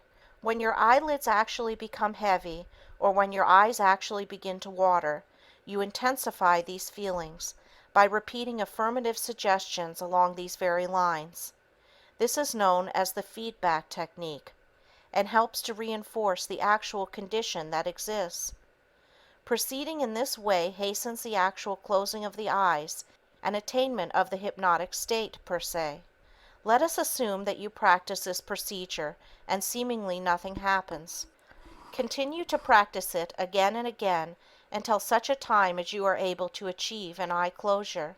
You will eventually be able to do this within a relatively short period of time. One of the best times to practice the technique just given is when you are falling asleep at night. The lights are out and you are lying in bed. Choose an imaginary spot above and behind your eye level so there is some strain on the eye muscles. Now begin giving yourself suggestions that your eyelids are becoming heavy, etc. The reason this period is such an excellent time to practice self-hypnosis is that the suggestions you give yourself spill over into your subconscious as you drift from consciousness to unconsciousness. It's like telling yourself to wake up at a certain time in the morning. The suggestion reaches your subconscious and activates you consciously to awaken. Using this approach, you can give yourself dynamic, constructive suggestions at this time, as well as giving yourself the post-hypnotic suggestion that the next time you practice self-hypnosis, you fall into a deeper, sound, hypnotic state at the count of 3. You also emphasize that your eyelids will close involuntarily whenever you relax for 5 minutes, and afterwards count to 3. This conditioning process will be augmented by the use of the sleep period. The suggestions will tend to work unconsciously during this period and hasten your attainment of the constructive goals as well as the self-hypnotic goal itself. Once you have achieved eye closure, deepen the hypnotic state by the following suggestions. As I count to 3, I shall go deeper and deeper into a profound hypnotic state. As I count to 3, I shall find myself becoming more and more relaxed. As I count to 3, I shall fall into a deep hypnotic state. You repeat these suggestions many times, actually trying on a conscious level to feel sleepier, more relaxed, more at ease. In doing this, you take on the characteristics of a deeply hypnotized subject. Part of the difficulty in learning self-hypnosis is that the subject is aiming at a state of mind in which he has no experience. If I say, act happy or act sad, there is an immediate reaction from your experiential background, and you can react accordingly. If you have never seen anyone hypnotized and I say, act as though you were hypnotized, you must, of necessity, act in a manner that you would assume approximated that of hypnosis. If you had actually seen someone hypnotized, you would naturally take on the characteristics you had observed. This would either be done consciously or unconsciously. Some individuals describe the hypnotic state as a state of complete relaxation. Many get a feeling of detachment, others a feeling of dissociation, as though their entire being was only thought. Some get a floating or drifting feeling, likening the experience to lying in deep clouds. Others experience a heavy, pleasant, sinking feeling. Still others get a feeling of peace and serenity. Many describe the hypnotic state as being akin to the state just prior to falling asleep, or like daydreaming, and they experience the same reactions. Yet there are some who do not feel a definite change. They describe it by saying, I just felt that I had my eyes closed. I heard everything and was completely aware at all times. Since it is possible to direct your feelings, reactions, I would suggest that you aim for a completely relaxed, comfortable state. You have now reached the point where your eyes are closed, and you have given yourself further suggestions to deepen the state of hypnosis. This has taken from about 6 to 10 minutes. You are not sure, though, that you are under hypnosis. There are many ways to test this, and I shall outline one of these tests later in this chapter. However, for your initial attempts, it isn't too important whether or not you are under hypnosis. You are still to give yourself the post-hypnotic suggestion that the next time you attempt to hypnotize yourself, you will fall into a deeper and sounder state after you have relaxed for about 5 minutes and counted to 3. In your initial attempts, you will be trying to establish a conditioned response to the count of 3, which will subsequently cause your eyes to close and put you under hypnosis. Eventually, you should react instantly to the count of 3 or any other cue you may use to trigger the response. The key words or stimulus become associated with the action that you seek. Through repetition, just thinking about the stimulus can bring on the response. This is known as ideomotor action and is present in the waking as well as the hypnotic state. Pavlov's famous experiments, which induced dogs to salivate when a bell was rung after previously having food fed to them at the same time, are examples of this type of conditioning. Don't we generally become hungry if someone tells us it's noon and time for lunch, when in fact, it's only 11 o'clock? I had a common experience recently that I'm sure many readers have shared. One of my neighbors, seeing my car was parked in front of my house and knowing I was home, called to say he was dropping in to see me. While working on the manuscript of this book, I thought I heard the doorbell as I was typing. I went to the front door and no one was there. I even walked around the house looking for him because I was so certain I heard the bell. This is another example of an ideomotor action. I told my friend about it when he arrived approximately 30 minutes later. He looked at me rather whimsically, and we both shared a laugh. Haven't you thought you heard the phone ring when you were waiting for a call? In the chapter, How Does Self-Hypnosis Work?, stress was laid on the importance of the visual imagery technique. During every attempt to achieve self-hypnosis, you attempt to visualize yourself going into the hypnotic state. Once you have deepened the state, you begin the process of visualizing yourself exactly the way you want to be. You may experience difficulty at first, but as you keep at it, you will be able to picture yourself the way you want. You use the visual imagery technique whether you think you are under hypnosis or not. These images become clear as you constantly hammer home these suggestions. This is the exact procedure necessary, and you needn't complicate it. Let us suppose that you are getting your eyelids to close at the count of 3 and have achieved a good state of relaxation. With these prerequisites, you can anticipate going deeper into the hypnotic state. Actually, being able to get the eyes to close at a specific count is the first level in determining if the subject has gone under hypnosis. If you have conditioned yourself this far, then you can go to the next step. The next test is called the swallowing test.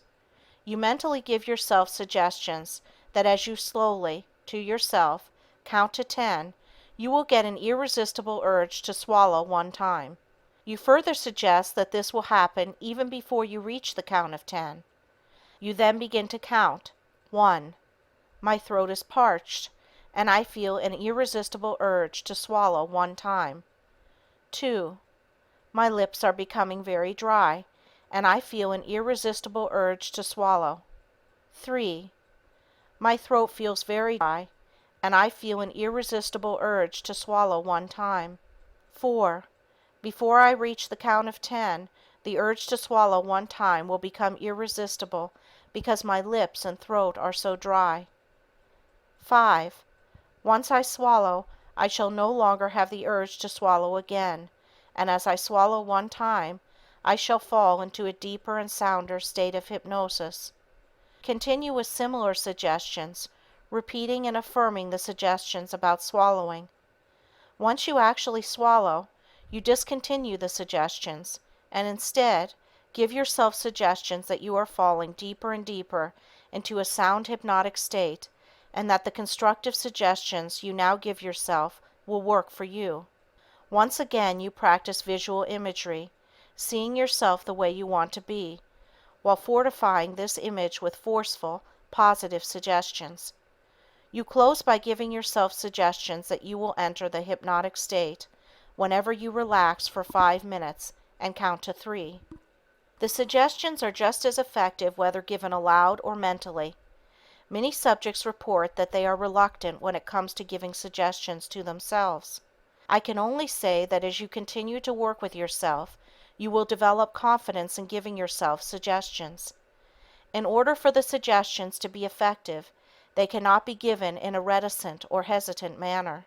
They must be given with enthusiasm and anticipation. If you assiduously follow these instructions, you will derive the benefits you seek in the shortest possible time, and witness the positive, tangible results of your suggestions and efforts. In the next chapter, you'll learn how to deepen the self-hypnotic state. End of Chapter 6, Chapter 7. Deepening the self-hypnotic state. For each progressive test, it is usually necessary to have accomplished the preceding tests. However, this is not an absolute rule. Frequently, a subject responds to tests at the beginning of the depth scale, and then to others at the end of the depth scale. Certain tests in between do not work. I have had the following experience more than once while teaching one of my classes in self-hypnosis. In testing the depth of hypnosis, I run the gamut of all the tests from light to deep. In this way, the subject can ascertain how far he has progressed. One frequent test for the deep state is to give the subject a post-hypnotic suggestion to the effect that the next cigarette he smokes will have a vile taste, and it will be absolutely impossible for him to take more than 3 puffs. It is further suggested that after the 3rd puff, the cigarette taste will be so unbearable, it will become necessary for him to extinguish the cigarette. We can expect an excellent hypnotic subject to comply with these post-hypnotic suggestions, but a subject who hasn't even passed the eye closure test, test number 1, or any other test, may unexpectedly react perfectly to the cigarette test, which we know is a standard test for determining if the subject has entered into a deep state of hypnosis. How can you account for it? There is no simple or positive answer. If we hadn't given him this particular test, he would have felt that he wasn't making progress in his determination to become a good hypnotic subject.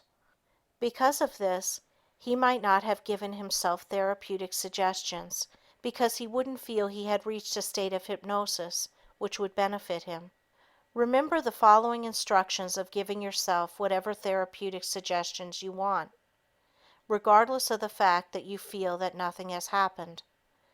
I have seen many subjects who were bewildered because certain tests did not work, yet were pleased because of very gratifying overall results from using self-hypnosis. They were baffled because of their inability to pass certain tests, which they felt were a prerequisite to the success of constructive suggestions they gave themselves. It is commonly felt that the deeper the state of hypnosis, the better the results.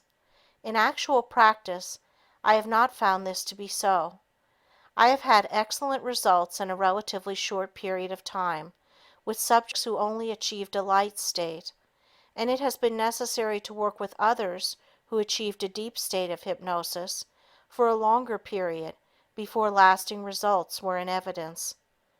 Naturally, each individual presents a different set of needs, and even though the symptoms may be basically the same, each will respond favorably when his requirements are met. This happens on a conscious as well as an unconscious level. For example, the mere assurance by a physician that the patient is all right and has nothing to worry about is often sufficient to bring about desirable results. Another example is the mother who stops the sobbing of her hurt child by a loving kiss. A logical approach, pointing out to the child that he really didn't hurt himself, would never have worked. We have all heard stories of primitive tribesmen who have died because they knew they were the object of death wishes by another member of the tribe. The key to achieving a greater depth of self-hypnosis lies in the use of the visual imagery technique. You see yourself going into the hypnotic state, deeper and deeper. You even picture yourself, using this technique, passing various progressive hypnotic tests.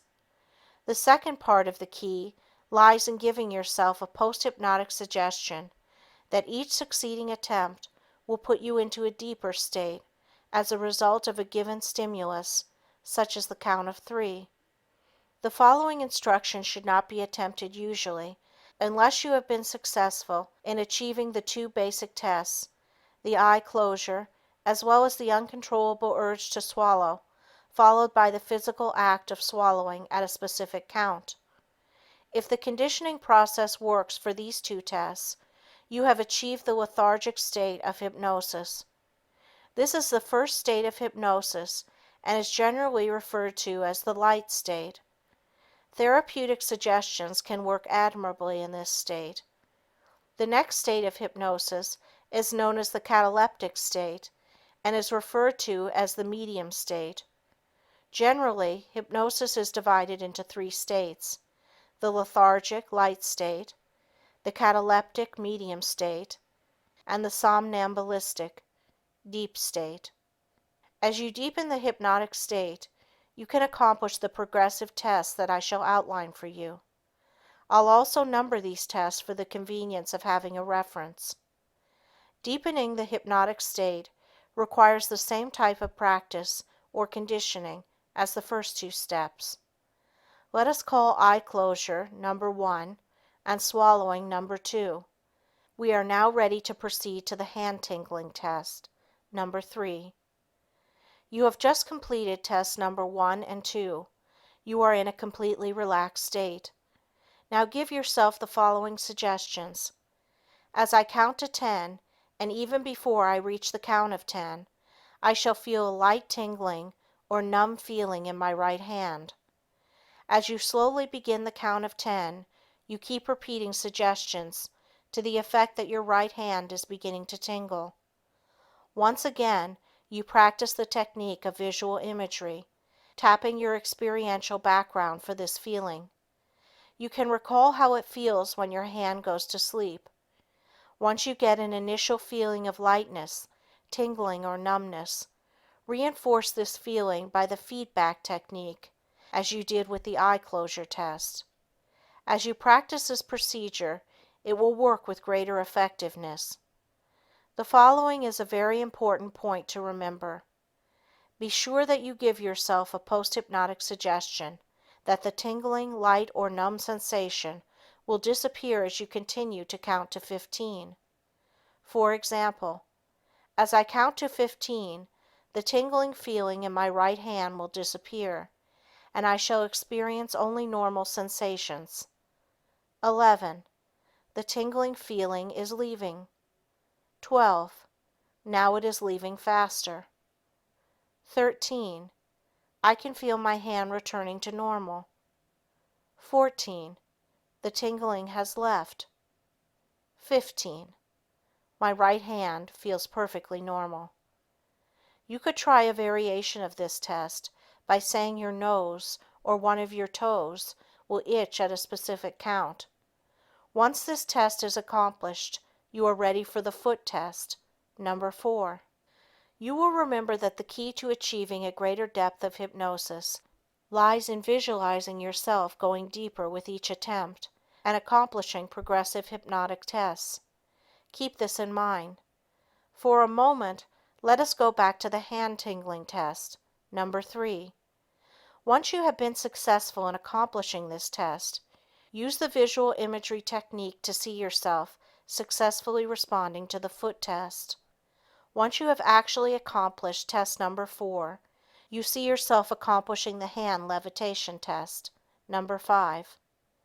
In other words, you use each step to enhance a greater receptivity for the following progressive test.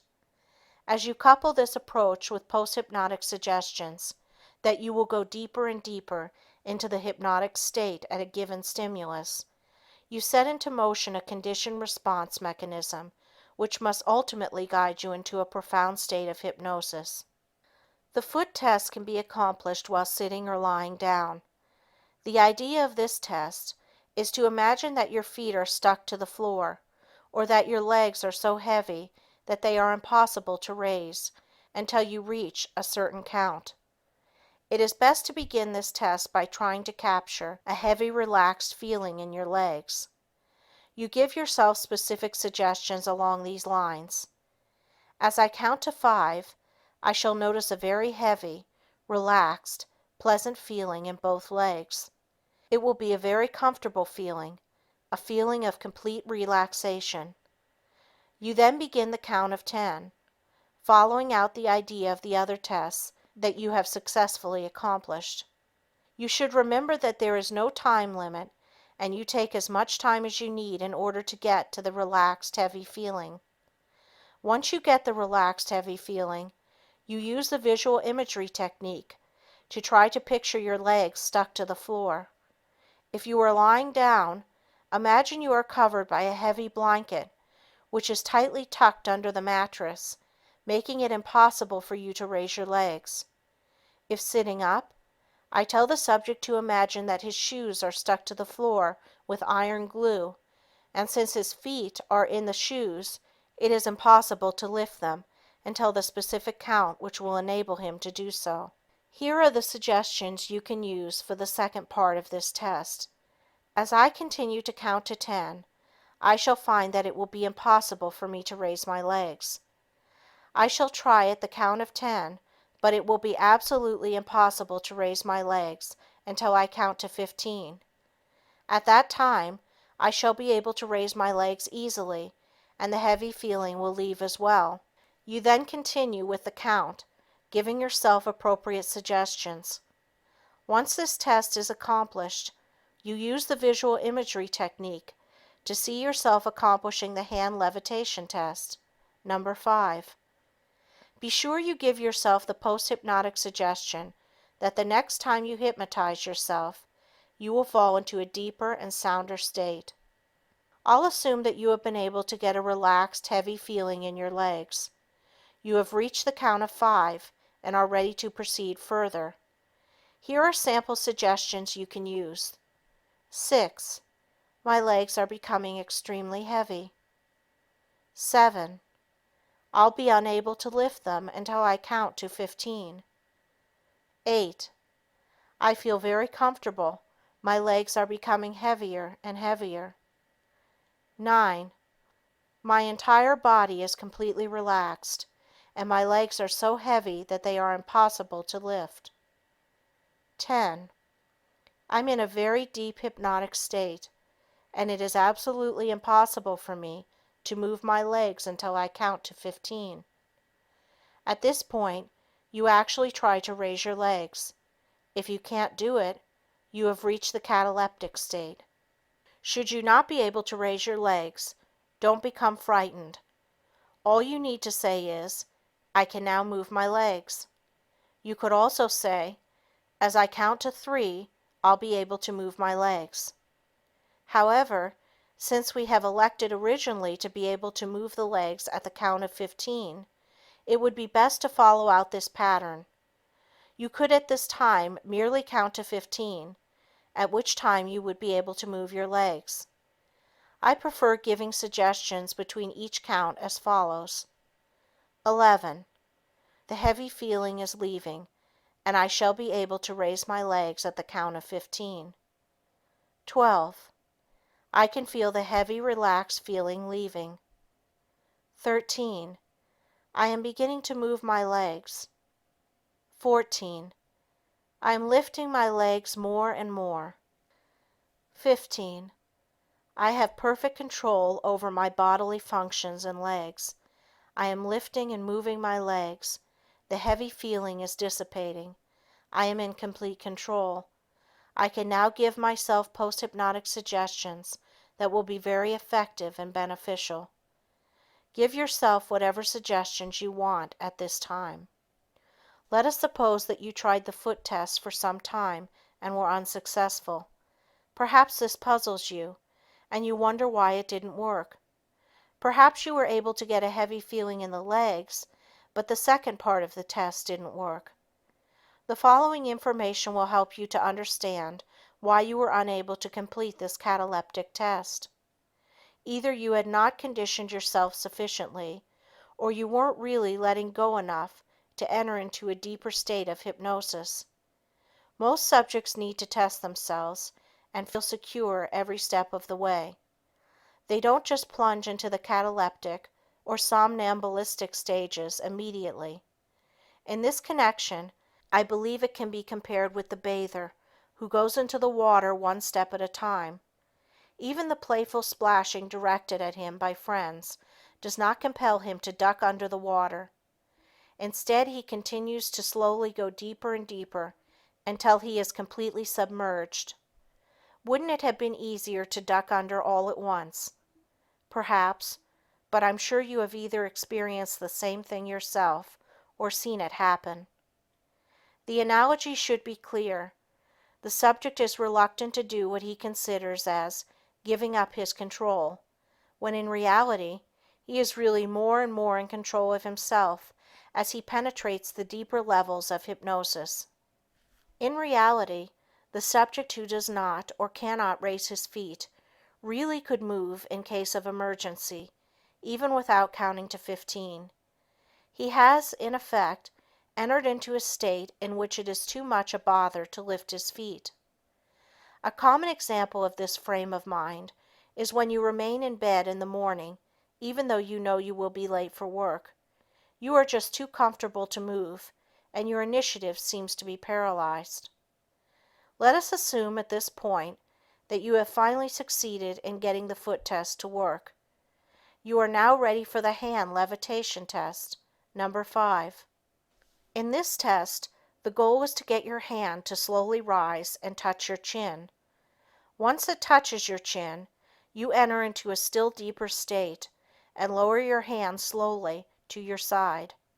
This test is actually combined with the hand tingling test, number 3. Since you have been successful with test number 3, the rest is rather simple. This time, as you work test number 3, Aim for a light, pleasant feeling in your right hand. Once you get this reaction, you give yourself suggestions that your right hand will now rise and touch your chin. As soon as it does, you will fall into a deeper state and lower your hand. Here are the suggestions that you can use. As I count to 10, and even before I reach the count of 10, I shall have an irresistible impulse to slowly raise my hand to my chin. As I progress with the counting, my hand will slowly rise, and the impulse will become stronger and stronger. As soon as my hand touches my chin, the impulse will leave. I will then lower my hand and fall into a very deep hypnotic state. I shall be fully aware of what is happening, my surroundings, and will be able to give myself beneficial post-hypnotic suggestions. At this point, you start counting to 10, giving yourself suggestions that your right hand, which already has a light feeling, will begin to slowly rise to your chin. Time the counting to coincide with the actual physical act of raising your hand. You are trying to feel an involuntary urge to raise your hand. The movement itself should also be of an unconscious rather than conscious nature. A conscious raising of your hand to your chin is not what you are looking for in this test. Should you experience difficulty in attaining the first movement of your hand, you can give yourself assistance by consciously and slowly raising your hand just to get it started. The rest of the movement, as mentioned, must be automatic. Should you find it necessary to start your hand rising, use the feedback technique to continue the movement. You can give yourself the following suggestions. 1. My right hand is beginning to rise. 2. My right hand is very, very light, and I am getting an irresistible urge to slowly raise it. 3. This feeling is getting stronger and stronger. 4. My right hand is rising more and more. 5. My hand is rising toward my chin. 6. As soon as my hand touches my chin, I shall fall into a deeper and sounder state of hypnosis. 7. My hand is rising closer and closer toward my chin. 8. The feeling of lightness is becoming stronger and stronger. 9. My right hand is about to touch my chin. As soon as it does, I'll fall into a very deep hypnotic state. 10. My right hand is touching my chin. I'm falling deeper and deeper into a sound hypnotic state. I'll now slowly lower my hand and continue falling into a deep, sound, pleasant state of hypnosis. The light feeling has left my hand. You should not attempt to memorize the exact phraseology for any of the tests. You are to merely use the suggestions that have been written out for you as a guide. The timing of the suggestions is the paramount consideration in attaining successful results. Don't be impatient. Take as much time as you need. Should you find yourself unsuccessful after 10 or 15 minutes, drop the test and come back to it another day. I haven't found that working at a specific test all day long accomplishes the end result. It is best to work for a specific period every day.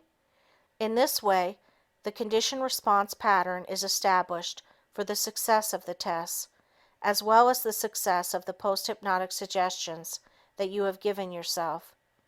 You should bear in mind that if you have been successful in achieving the first 5 tests, you have reached a medium state of hypnosis, and post-hypnotic suggestions will be extremely effective. In the next chapter, you'll learn, psychologically, how to go even deeper into hypnosis. You'll learn those psychological factors that are important to know, and that can contribute to your development into an excellent hypnotic subject. Following this, the subsequent chapter will give you further tests and instructions for developing into a somnambulistic subject. End of Chapter 7. Chapter 8. What you should know about becoming an excellent subject. Becoming an excellent subject follows the same general rules for becoming proficient in any other endeavor. It depends upon your motivation, persistence, and willingness to devote time and study to the subject. Let us agree that most individuals can learn to play a musical instrument to some degree. This degree is usually sufficient for their own needs. To become a virtuoso, however, it is necessary to study the instrument and devote a great deal of energy and time to practice. The same example could be given for most undertakings. Anyone can learn to hit a golf ball, but being able to control the direction and distance and become a skilled golfer is quite another matter. If you have been successful in accomplishing the first 5 tests, you can consider yourself a good hypnotic subject. Becoming an excellent subject entails following the same procedure used in accomplishing the first 5 tests. Some may proceed very easily into the somnambulistic state, and others may have a difficult time reaching this deepest stage. Understanding some of the psychology involved and assuming the right psychological frame of mind for the attainment of the somnambulistic state is more important than just working blindly in an attempt to get the somnambulistic tests to work. Being irritable, disgusted, and despondent because of your inability to go further into hypnosis is not the answer, and will only lead to frustration and failure. The reader is not to assume he will be a difficult subject. If you have come this far, you'll be able to continue in the same manner. The topic under discussion now is brought up to prepare readers for any contingency that may arise. It's like having a life preserver on a boat. You hope you never need it, but you should be prepared to use it in case of an emergency. It is natural to assume that if you are willing and trying to go into the lethargic, cataleptic, or somnambulistic state, you will be able to do so in a relatively short period of time. Unfortunately, this is by no means the case. Many of the principles of learning and conditioning can be applied to hypnosis, but with many subjects, these laws do not seem applicable. Let us assume you wanted to learn to become an excellent typist. This is a reasonable goal, and all that is necessary is to continue practicing until you have reached the proficiency you set out to achieve. This proficiency would, as a rule, follow application of the laws of learning and conditioning. This isn't always so in the subject's attempt to become somnambulistic. When the subject progresses from one stage to another in a classical manner, the theory works admirably. But what happens when a subject cannot seem to progress any further? He has reached a plateau and is unable to climb higher. He seems to have reached a psychological impasse or stalemate. It is easy to say that the subject is thwarted by a subconscious block and let it go at that. This, however, doesn't stop him in his dilemma. It's like telling the stranded motorist that the reason his car is stalled is because the motor isn't running. The following information will be helpful to those who haven't been able to reach the first stages of hypnosis, as well as those who apparently can only go so far. Actually, the same principles are involved. If the subject doesn't respond or responds to a limited degree, there evidently is a cause or reason for this poor response. In order to continue this discussion, it will be necessary for us to agree that the resistance can be either conscious or unconscious. If the subject insists that he is trying to let go, has nothing to hide, is not afraid of hypnosis, understands what is involved, and has strong motivation, we can only assume that the resistance must be unconscious. Usually, it will be necessary to work through this unconscious resistance before the subject responds. If the subject is conditioning himself, this will involve a great deal of introspection, and even then it is an extremely difficult job. One doesn't usually have proper insight into one's own emotional makeup. The end result is that one can only rationalize about his behavior. Let us explore some interesting aspects of hypnosis, with a view toward helping you if you are having difficulty responding the way you desire. I have had the following paradoxical situation happen many times. A subject calls my office, requesting to be conditioned for self-hypnosis. He further requests that he be allowed to bring along a member of his family or a friend for the hypnotic session. These individuals usually ask if I object to this procedure. I interpreted this request as a sign of distrust during my early career as a professional hypnotist. I was affronted by the idea of the unspoken insinuation verbalized by this request. Didn't they trust me? Between trying to defend myself and assuring them that there was no need for another person being present, since my secretary could observe the procedure, I usually won the argument, but lost the client. As I developed understanding into the needs of these persons, I began to realize that the request was not directed at my integrity, but was a safeguard for their ego.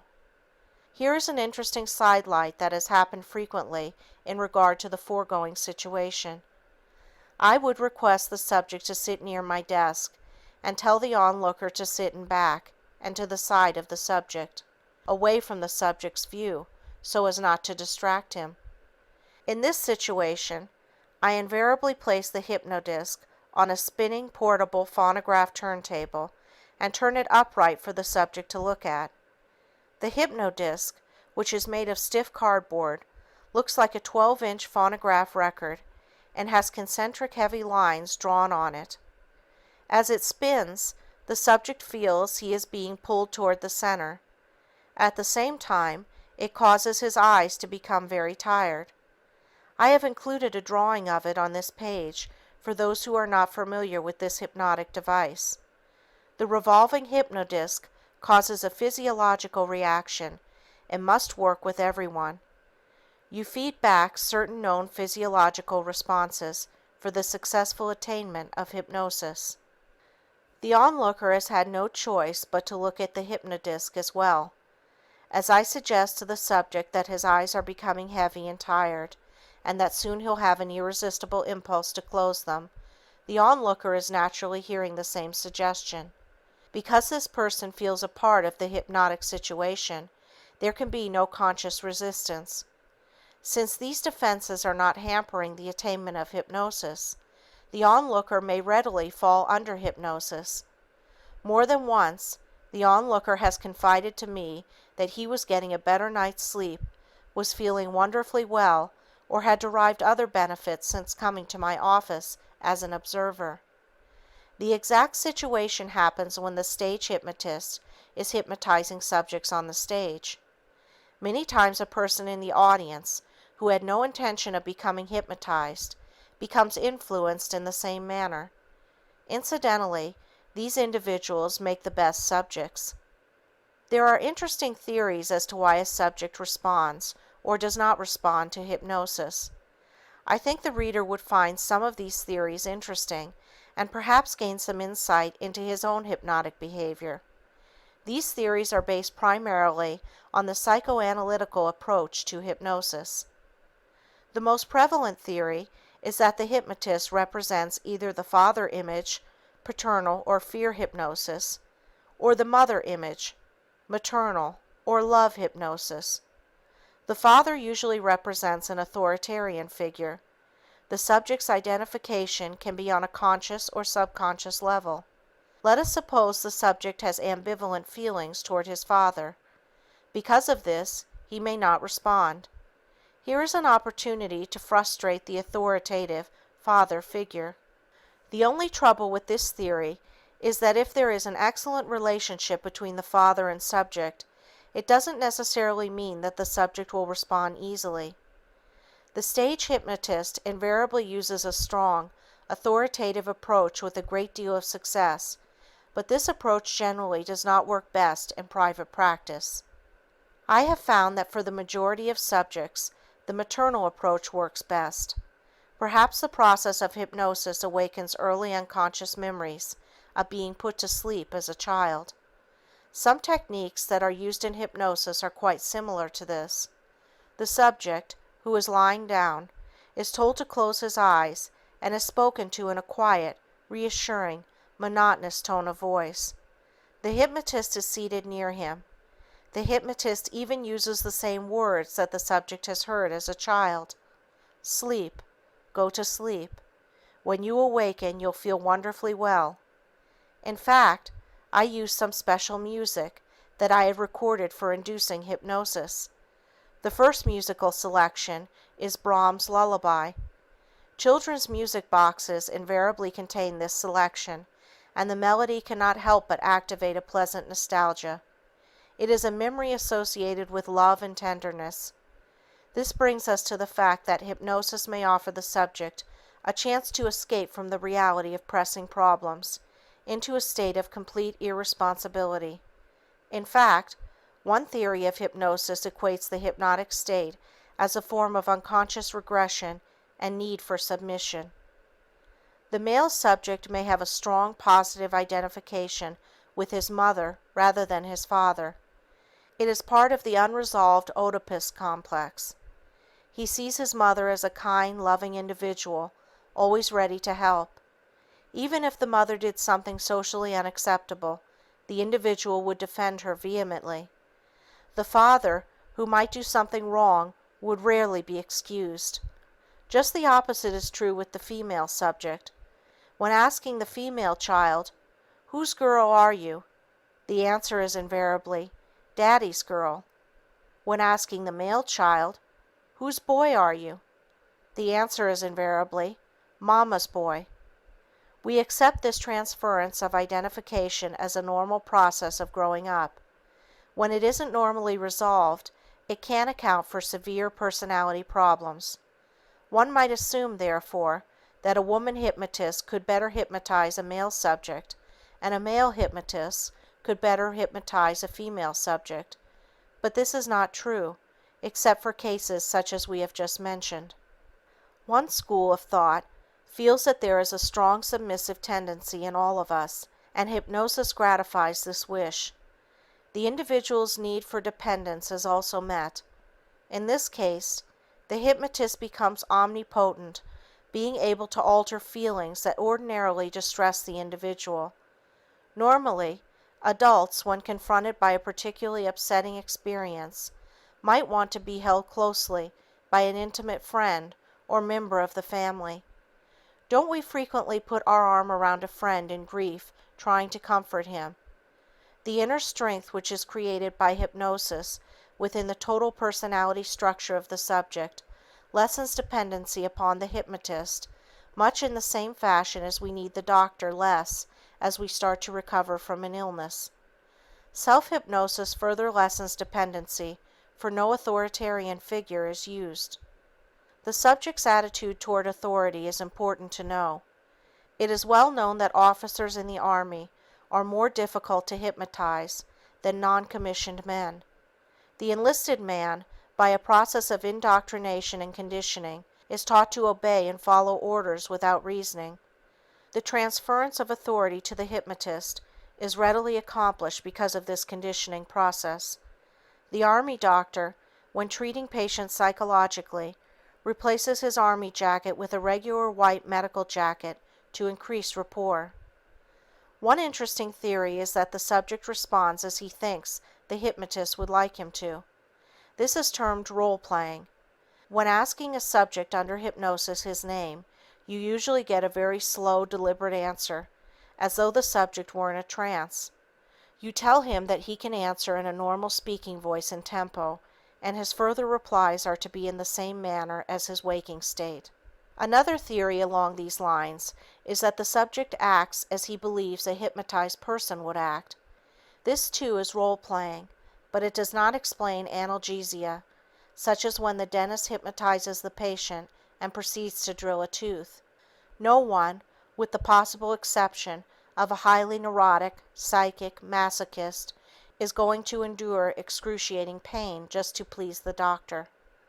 One theory about hypnosis states that it allows the subject an opportunity of identifying with the hypnotist, whom he sees as a powerful figure. Through this identification, the subject is able to gain inner strength. On the other hand, the subject might rebel against the submissive nature of the hypnotic setting. This could easily create anxiety, which in turn could create hostility, resulting in resistance of various kinds. As a result of this, the subject might begin to criticize the hypnotist, find fault with the way he, the subject, is being handled, question the judgment of the hypnotist, or doubt the effectiveness of the hypnotic procedure.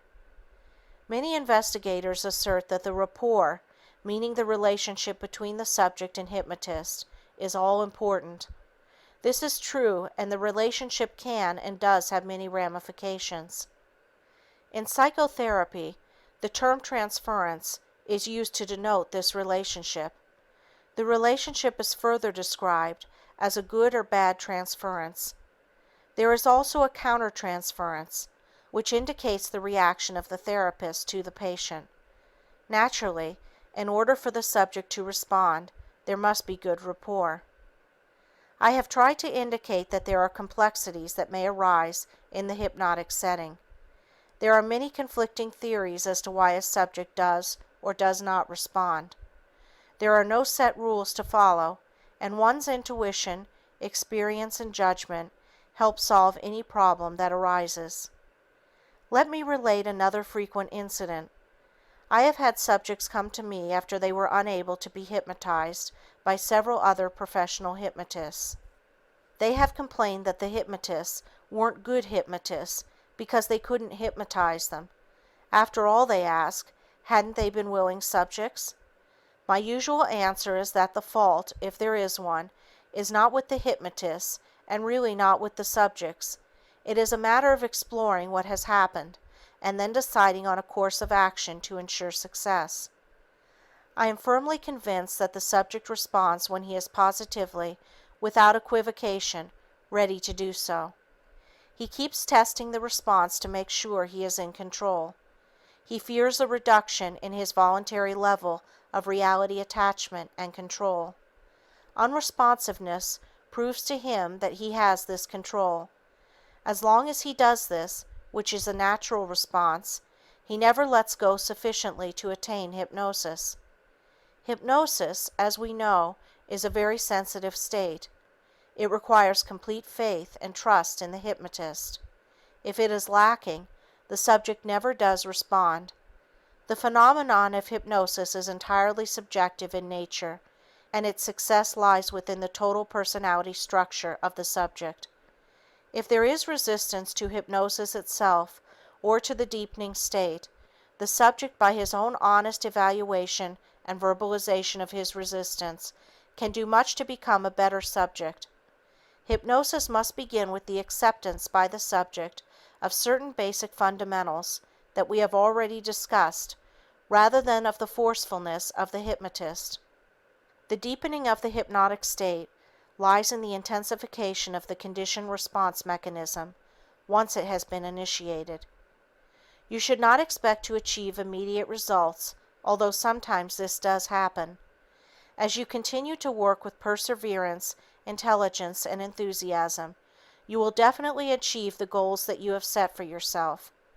It is well to remember that you guide yourself toward the somnambulistic state, depending upon your belief and acceptance of those principles that have been outlined for you.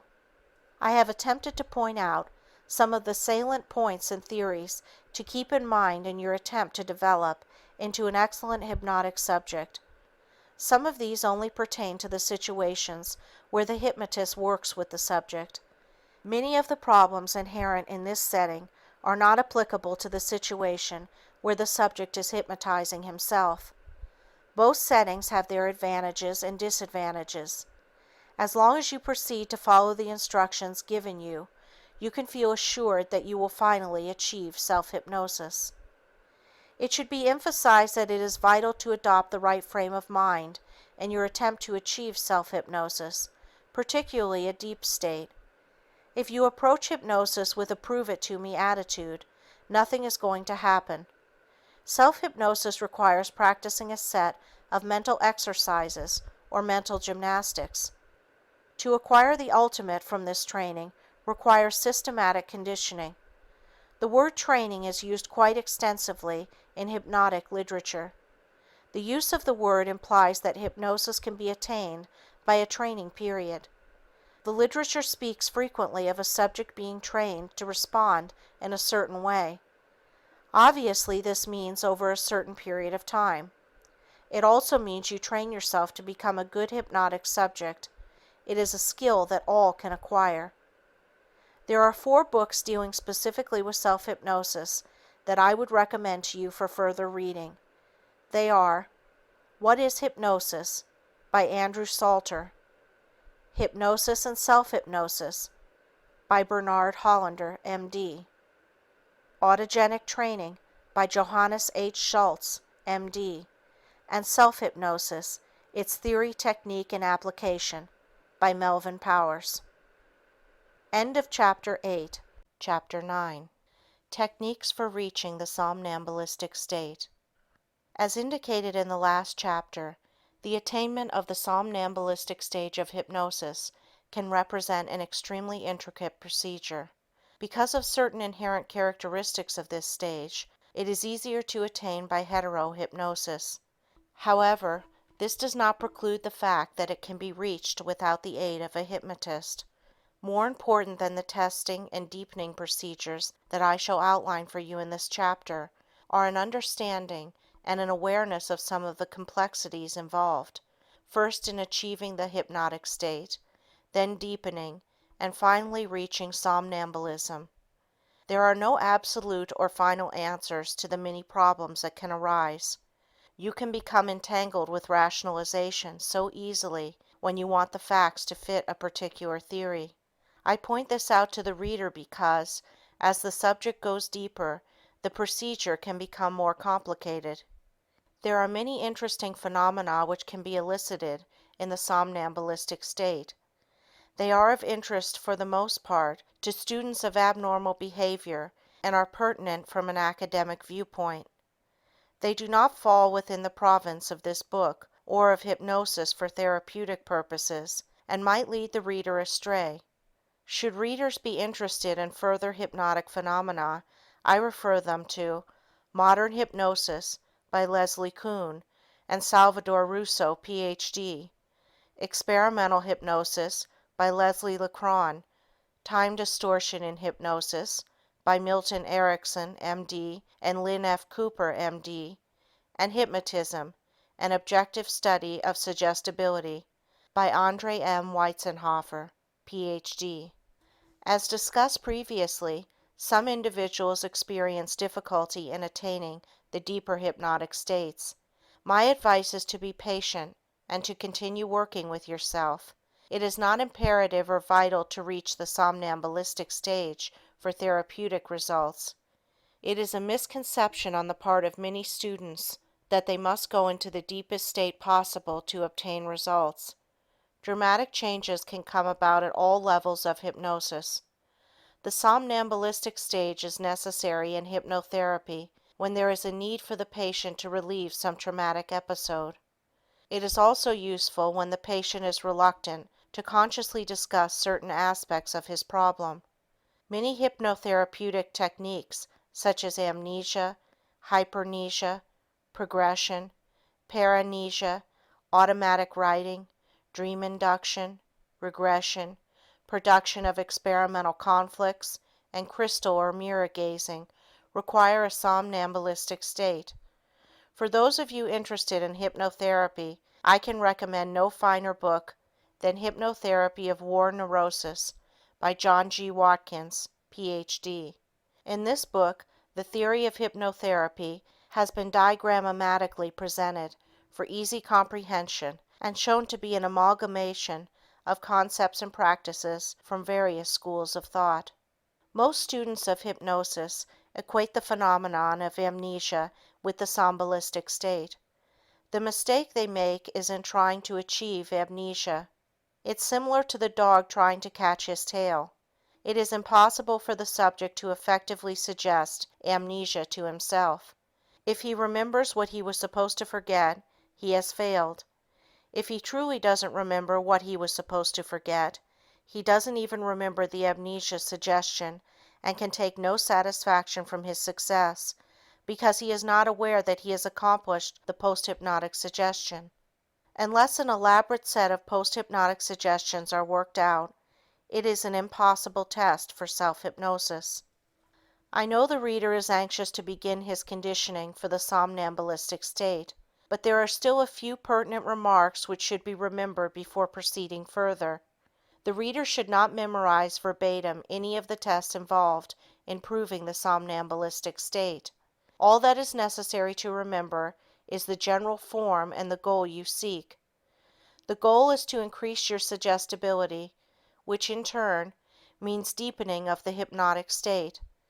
After each step, you are to give yourself suggestions that you will go still deeper the next time. You should also designate a specific length of time to work with self-hypnosis. The suggestions are as follows. I shall work with self-hypnosis for 15 minutes. At the end of that time, I shall open my eyes and wake up feeling wonderfully well. I'll be wide awake and refreshed. In case of any danger, I'll be able to awaken immediately and act accordingly. Some hypnotists tell their subjects to make your mind a blank. I suppose that what they really mean is that you must try to think of only what the hypnotist is saying. Have you ever tried to make your mind a blank? Try it for a moment. It's an impossibility. Should the hypnotist persist along these lines, he'll never be successful. It is the wrong approach. The subject, because of his inability to comply with this suggestion, is fighting a losing battle. It is also almost impossible for the subject to concentrate only on what the hypnotist is saying. Any word the hypnotist says can start a conscious as well as an unconscious train of thought. Therefore, in reality, this too is impossible. However, it really isn't necessary that the subject keep his thoughts concentrated solely on what is being said, so long as they are kept in the general area. At times, the more you try to concentrate, the more your thoughts become scattered. Suppose I say to you, forget the address 8721 Sunset Boulevard. What happens? The more you try to forget it, the more you remember it. Therefore, don't be concerned if you experience stray thoughts during the induction and deepening of hypnosis. You are now ready to continue with further tests. The first 5 tests should be mastered before continuing. Test number 6 is referred to as the fly test. In this test, once under hypnosis, you picture that a fly is crawling on the back of your right or left hand. Once you feel the fly, you know you are deeply hypnotized. You might even get an urge to move your hand and flick the fly off your hand. When this happens, you know, of course, that you are deeply hypnotized. Here is a sample of the type of suggestions to give. As I count to 10, and even before I reach the count of 10, I shall feel a fly crawling on the back of my right hand. This illusion will seem very real to me. 1. My right hand is completely relaxed. 2. I feel completely at ease. 3. I am beginning to feel a pleasant tingling feeling on the back of my right hand. 4. This feeling is becoming strong. 5. It feels as though a fly is moving on the back of my hand. 6. I have had this same feeling before. 7. I can feel the fly. 8. The feeling is very definite. 9. As I flick my hand, the fly will disappear. If you have felt the fly, move your hand. 10. It is gone. Test number 7 is known as the cigarette test, and naturally is only for those of you who smoke. In this test, you give yourself post-hypnotic suggestions during the hypnotic state, awaken yourself, and then note the effects of the post-hypnotic suggestions. If the cigarette tastes bitter or has a repugnant taste or odor, and if you furthermore find it impossible to smoke more than 3 puffs, necessitating your putting out the cigarette, you know the post-hypnotic suggestions are working perfectly and that you are an excellent hypnotic subject. Here are the suggestions to give yourself while under hypnosis. As I count to 3, I shall feel the warm, pleasant rays of the sun on my face and hands. 1. The cloud is moving, and I can begin to feel the warm, pleasant rays of the sun. 2. The cloud is moving more and more, exposing more and more of the sun. I can feel the warmth of the sun's rays. 3. The cloud has moved away from the sun, and I can feel the full, warm strength of the sun. It is a pleasant feeling, but as I continue to count to 5, the warm feeling will dissipate. 4. The warm feeling is leaving. 5. The warm feeling has left, and I feel perfectly normal in every respect. A variation of this test is to see yourself lying comfortably in front of a fireplace. In this instance, you imagine someone is adding wood to the fire. As this is done, you feel the warm glow of the fire more and more. Should you use the fireplace technique, try to incorporate the sound of rain into the picture. If you hear rain, you have created a positive auditory hallucination and consider yourself an excellent subject. You can also visualize a situation where you would be cold. This is not as pleasant as the picture that one can conjure up about a fireplace, and thus creates a bit more resistance since no one wants to feel uncomfortable. Test number 9 is the breeze test. It can be combined with the previous test. After you attain the feeling of warmth, you give yourself a count of 3, or whatever number you want, suggesting that you will feel the cool ocean breeze, if you are at the beach, on your face and hands. You can even carry this step further, suggesting that you'll even smell the odor of the salt water. This is known as an olfactory illusion, and should you be able to create this effect, you can be sure that you are a somnambulistic subject. Here are suggestions you can use. As I count to 3, I shall gradually feel the cool ocean breeze coming over the waves. It will be a very pleasant feeling. 1. I am beginning to feel the cool ocean breeze, especially on my face and hands. 2. The breeze is becoming stronger and stronger. 3. I can definitely feel the cool ocean breeze. As I continue to count to 5, I shall smell the pleasant, healthy aroma of the salt water. 4. I am beginning to smell the salt water. 5. I can definitely smell the salt water. Now you give yourself appropriate suggestions that the feeling, illusion, will vanish as you awaken or at a specific count. It can be as simple as this: as I count to 3, I shall open my eyes and awaken feeling very refreshed. The feeling of the cool ocean breeze and smell of the salt air will have vanished completely. At this point, you count to 3 and open your eyes. Test number 10 is the hand clasp test. This is used frequently to test the depth of hypnosis. You fold your hands with your fingers tightly interlocked and place your palms together. You then give yourself a hypnotic suggestion that at the count of 3, it will be impossible for you to unlock your hands. After you try and are unable to unlock your hands, you continue counting to 5, suggesting that you will be able to do so when you reach the count of 5. Incidentally, you should remove any ring you may be wearing before trying this test. Here are a few suggestions that you can follow. As I complete the count of 3, I shall try to unlock my hands, but will be unable to do so until I count to 5. 1. My hands are locked tightly together. 2. My fingers are locked tighter and tighter. 3. It is impossible for me to unlock my hands until I count to 5. 4. As I reach the count of 5, I shall be able to unlock my hands very easily. 5. I can now unlock my hands very easily. Test number 11 is the arm test. Here is another test used frequently to test the receptiveness to hypnosis. Make a tight fist and extend your arm in front of you as far as possible. Visualize your arm as one solid mass, as stiff and rigid as a bar of steel. After your arm is extended, give yourself a hypnotic suggestion that you will be able to bend your arm when you complete the count of 3. As you continue to count to 5, you will be able to bend your arm very easily. Here is a form of suggestion you can use. As I reach the count of 3, I shall try to bend my arm, but it will be impossible to do so until I count to 5.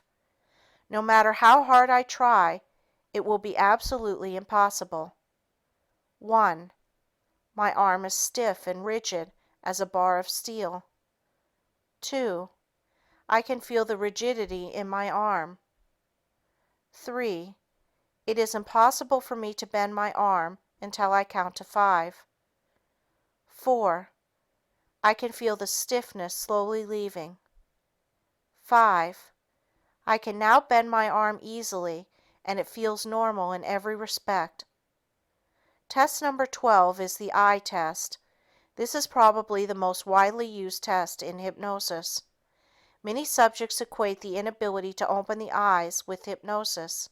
Many assume that if they can open their eyes, they have not been hypnotized. I must emphatically point out that this is not true. The subject can fail the eye test and yet have been under hypnosis. In the deep somnambulistic state, the subject can open his eyes without affecting the depth of the hypnotic state. In fact, this is done many times in getting the subject to do automatic writing, crystal gazing, mirror gazing, hypnodrama, and revivification. In carrying out post-hypnotic suggestions in any state, the subject is frequently told that he will open his eyes and carry out the suggestion. I have found that there is more anxiety connected with the eye test than any other test. I feel that it is a normal reaction and one that must be anticipated by the hypnotist as well as the subject. Occasionally, while hypnotizing a new subject, he will open his eyes. This can happen when the subject feels he is losing consciousness. His ability to open his eyes proves to him that he is in control. One of the main fears that the subject has is his belief that he will lose voluntary control of himself. The fact that he can open his eyes lessens his anxiety. If there seems to be too much threat to the individual, I use a method that you can follow. Instead of suggesting that the subject will be unable to open his eyes at a specific count, I suggest that he will be so relaxed that it will be too much effort to open his eyes until a further count is given. Actually, what could take less effort? Here are suggestions you can use. As I count to 3, I shall try to open my eyes, but I shall be unable to do so because I feel so relaxed. It will just take too much effort to open my eyes until I reach the count of 5 or tell myself to awaken. 1. My eyes are closed and I am in a very deep state of hypnosis. 2. My eyelids are stuck tightly together. 3. It is now impossible for me to open my eyes. I shall be able to open them, though, at the count of 5. 4. I shall be able to open my eyes very easily at the count of 5. 5. I can now open my eyes and wake up feeling alert and fully refreshed.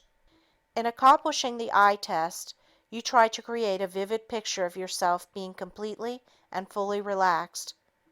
If you really exerted a great deal of effort, you could open your eyes, but because of the pleasantness of the completely relaxed state, you prefer not to do so. It can be likened to your enduring the cold winter air when you are half asleep in bed instead of getting up to close the window which has been left open too much. You can, of course, get up and close the window, but it becomes a matter of expending too much energy. Instead, you choose to endure the discomfort or suggest that your spouse close the window. For the following 3 tests, you give yourself the suggestions as outlined in the previous tests. It should be pointed out again that at the conclusion of the test, you give yourself a suggestion that you will feel normal in every respect. Test number 13 is the music test. This involves creating an auditory hallucination. Give yourself the suggestion that at a specific count you will hear your favorite song. It will last for 1 minute and then fade out. Test number 14 is the dream test. It is incorporated in a great deal of hypnotherapy. The subject is told that as the hypnotist counts to 3, the subject will have a dream lasting for several minutes, which he will remember. The dream, furthermore, will call his attention to an important incident that he has long forgotten, yet which will be relevant to his problem. In self-hypnosis, you suggest to yourself that at a specific count, you will have a very pleasant dream lasting for several minutes, at the end of which time you will awaken feeling refreshed. For those readers further interested in producing dreams, I can highly recommend a very fascinating book called The Experimental Production of Dreams During Hypnosis by Professor David Bowen Klein. Test number 15 is the anesthesia test. This is conducted by telling yourself that you will not feel the pain associated with the act of pinching yourself. You suggest that you will feel the pressure of your fingers but will not feel the pain involved. I urge the reader not to stick pins in himself to test the anesthesia. This can be dangerous, lead to infection, and cause other harmful results. You should also not dig your nails into your skin to make sure that you don't feel pain. End of Chapter 9, Chapter 10. A new approach to self-hypnosis when all else fails. Let us assume that you have tried diligently to learn self-hypnosis for a month or more, but have failed. You have worked faithfully, following the instructions outlined in this book and other books on self-hypnosis, but somehow the state of hypnosis eludes you. Should you give up in despair, or is there still hope for you? Let me assure you that you can still become an excellent subject. Let us examine several areas of this problem and a new approach that will help you achieve your ends. You must first of all ask yourself if you are feeling better and whether you have made strides in the direction you desire, while giving yourself suggestions in whatever stage of hypnosis you have achieved. If your evaluation is affirmative to any degree, you can expect even greater results. But, you may say, how can I expect greater results when I haven't achieved self-hypnosis? My answer is, you may be achieving self-hypnosis and not know it. The change to the self-hypnotic state from the waking state can be very imperceivable. Many times, prior to testing subjects under hypnosis, I ask them if they think they are in the hypnotic state. The answer is invariably no. When asking the subjects for a cogent reason for this answer, they usually exclaim that they are aware of what is going on and do not feel any different than they did before I started working with them. They are amazed to find that various tests work so perfectly. Some subjects do not respond to hypnotic tests, no matter how long you work with them. For these persons, I usually de-emphasize the need for passing the tests and concentrate on the therapeutic results which are desired. This approach lessens anxiety and usually results in a deepening of the hypnotic state. It is my feeling that many subjects resist any tests, as the implication is that once the tests work, the subject is under complete control of the hypnotist. The subject may fear this supposed subjection on one hand, and yet want it on the other hand. These forces can work unconsciously, and thus the attainment of hypnosis becomes a very intricate, perplexing, and trying procedure. Even though this may be so, I can assure you that the problem and attainment of hypnosis can be resolved. It is only a matter of motivation on the part of the subject. This is the main ingredient necessary for successful hypnosis. Let me now explain a technique which has worked admirably for many who have been frustrated because of their inability to achieve self-hypnosis. It involves pretending you are hypnotized and going through the motions of the various tests as though you were a perfect subject. You will recall that one theory of hypnosis is that the subject behaves in a manner that he believes is in keeping with hypnotic behavior. This role-playing is the basis for our unique approach. As the subject continues this procedure, he takes on the condition-response mechanism necessary for self-hypnosis. Let us look at the following examples of role-playing. During the war, many soldiers who wanted to leave the army would pretend something was wrong with them. They would convince the authorities of the authenticity of their illness and since nothing seemed to make them better, they eventually were separated from the service because of the incapacitating disorder. But what happened to many of these malingerers after they were released from the service? I'm sure you know the rest of the story. The constant malingering was transformed by this role-playing into a condition-response pattern, eventually bringing about the very undesirable condition responsible for their leaving the service. I saw some of these individuals, and more than once they told me that they had unwittingly hypnotized themselves into having the ailment. They wanted me to dehypnotize them. They actually turned out to be very easy subjects, as they had become highly suggestible. Unfortunately, their superego structure was weak. They had difficulty in identifying strongly with anyone, and the relationship in hypnosis was superficial and without depth. I am going to relate another example which I hope will help you understand the role-playing technique for self-hypnosis. I have had the following experience many times in giving hypnotic demonstrations before various organizations. For some reason, even though I carefully ask that only those who desire to be hypnotized volunteer as subjects for the hypnotic demonstrations, an individual who has no intention of cooperating comes up on the stage to poke fun at the hypnotist. In giving public demonstrations, I usually work with about 10 subjects and simultaneously give them the same suggestions and post-hypnotic suggestions. Once the subjects are hypnotized, I work with them with their eyes open. Using this technique, with each subject carrying out a post-hypnotic suggestion, intensifies the responses of other subjects. There is also competitiveness to become the best subject. In the meantime, the individual who is really not under hypnosis has let the audience know about it by winking or making a grimace when I was not looking at him. Observing laughter and other audience reactions which are not in keeping with what is happening at the precise moment during my lecture is my cue that I have an egocentric person on stage. You might ask yourself, can't you tell when someone is faking? It is extremely difficult many times to do so. Once you are aware of it, however, you give certain tests to the group. The exhibitionist doesn't know how to respond each time, and you soon pick him out. Even when I know specifically who it is, I do not dismiss him. Interestingly, it is invariably a man. I continue with the lecture demonstration, but I let the audience know that I am aware of the situation. This is the interesting part of this example. The bumptious subject, by giving himself auto-suggestions to comply with various post-hypnotic suggestions, is actually engaging in our technique of role-playing. The inevitable happens.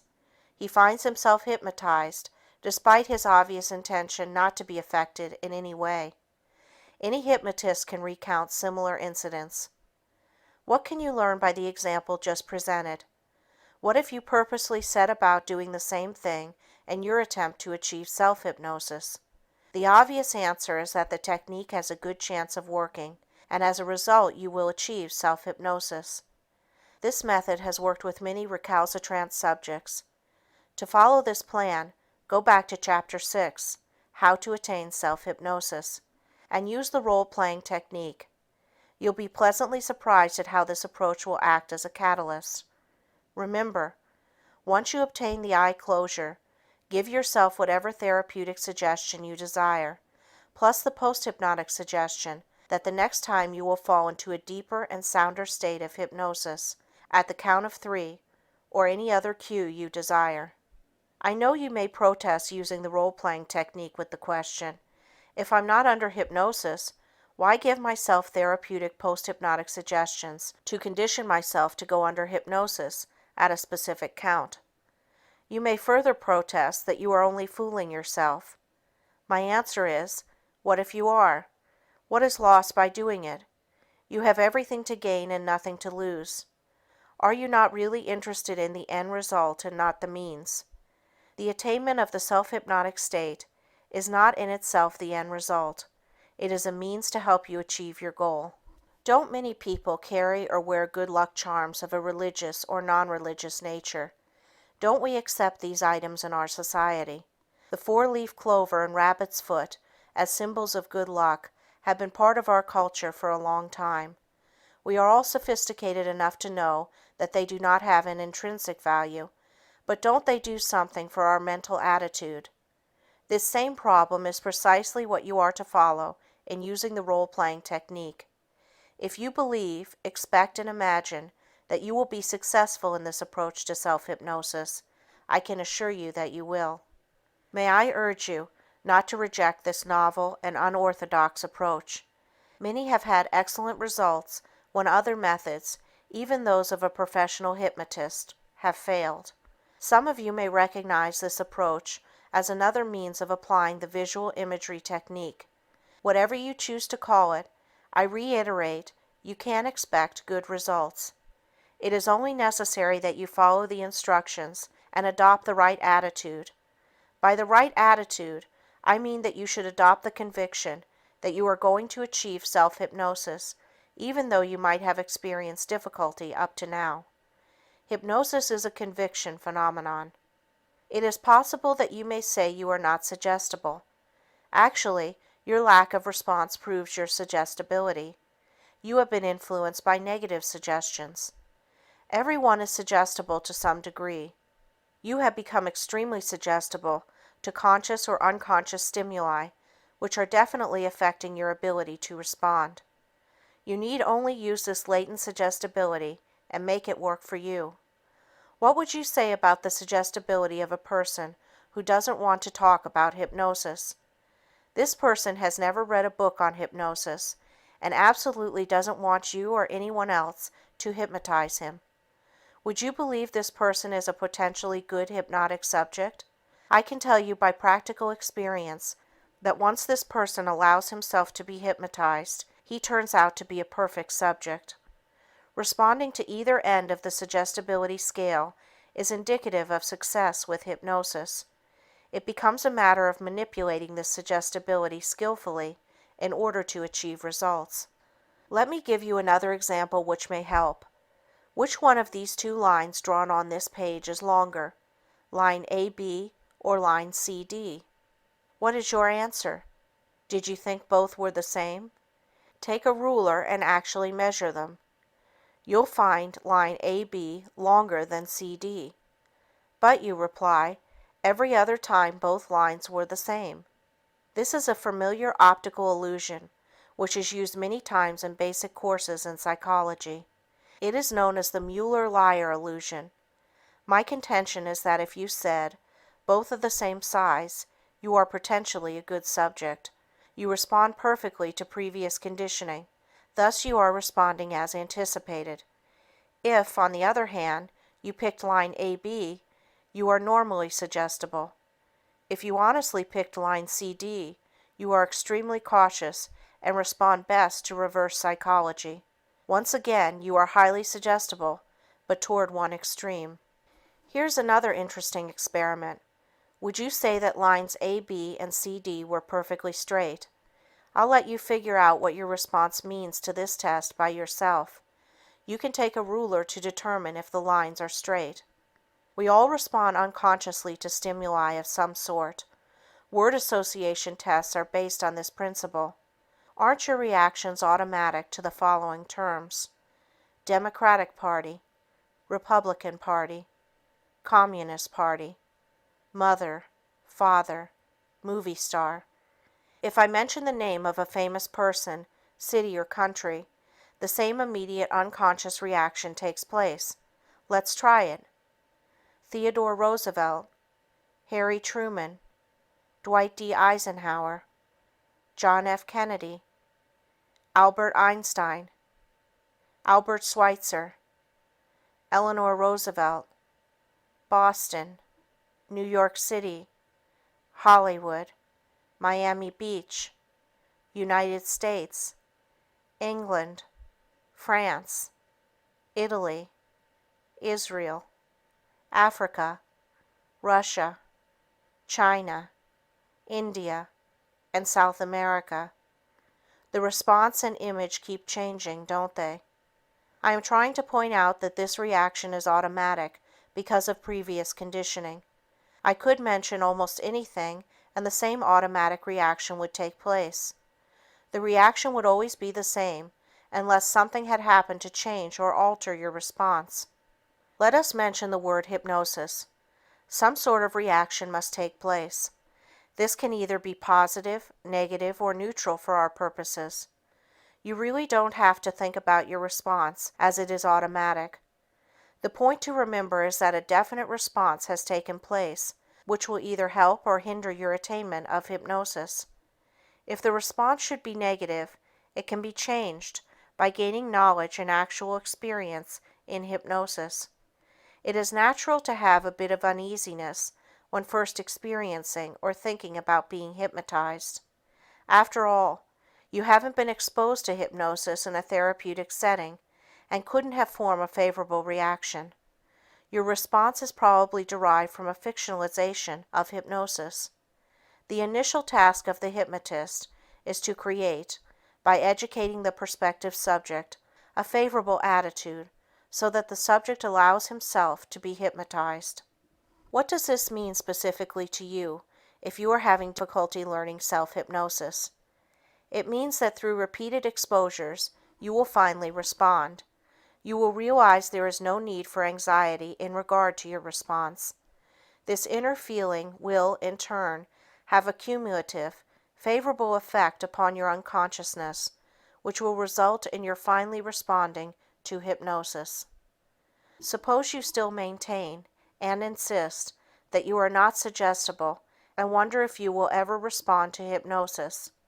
Furthermore, the assurance I have given you up to this point doesn't seem to convince you.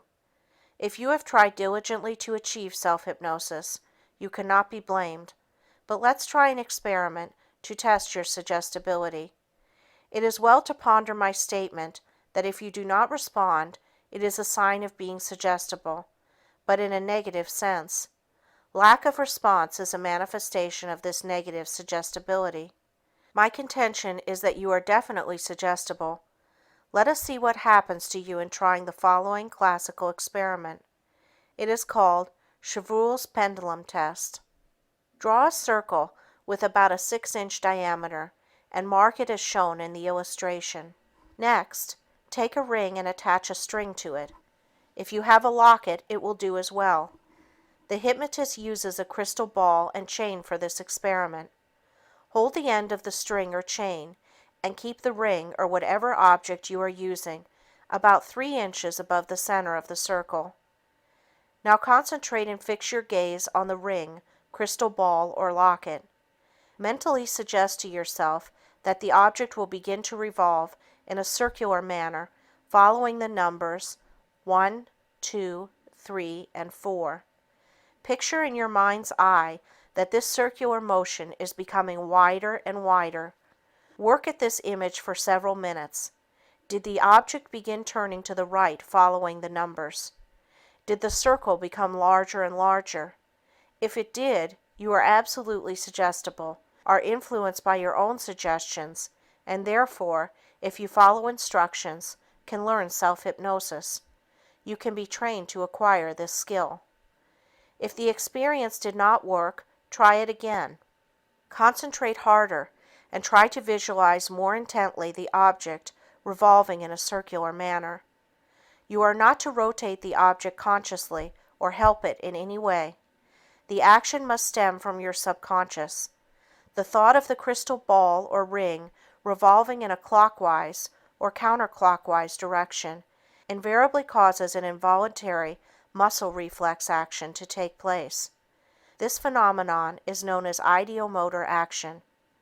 Usually, as the subject concentrates more intensely, the reflex action becomes more profound, causing greater unconscious movement of the hand, which in turn is transmitted to the object in the form of larger circles and greater momentum.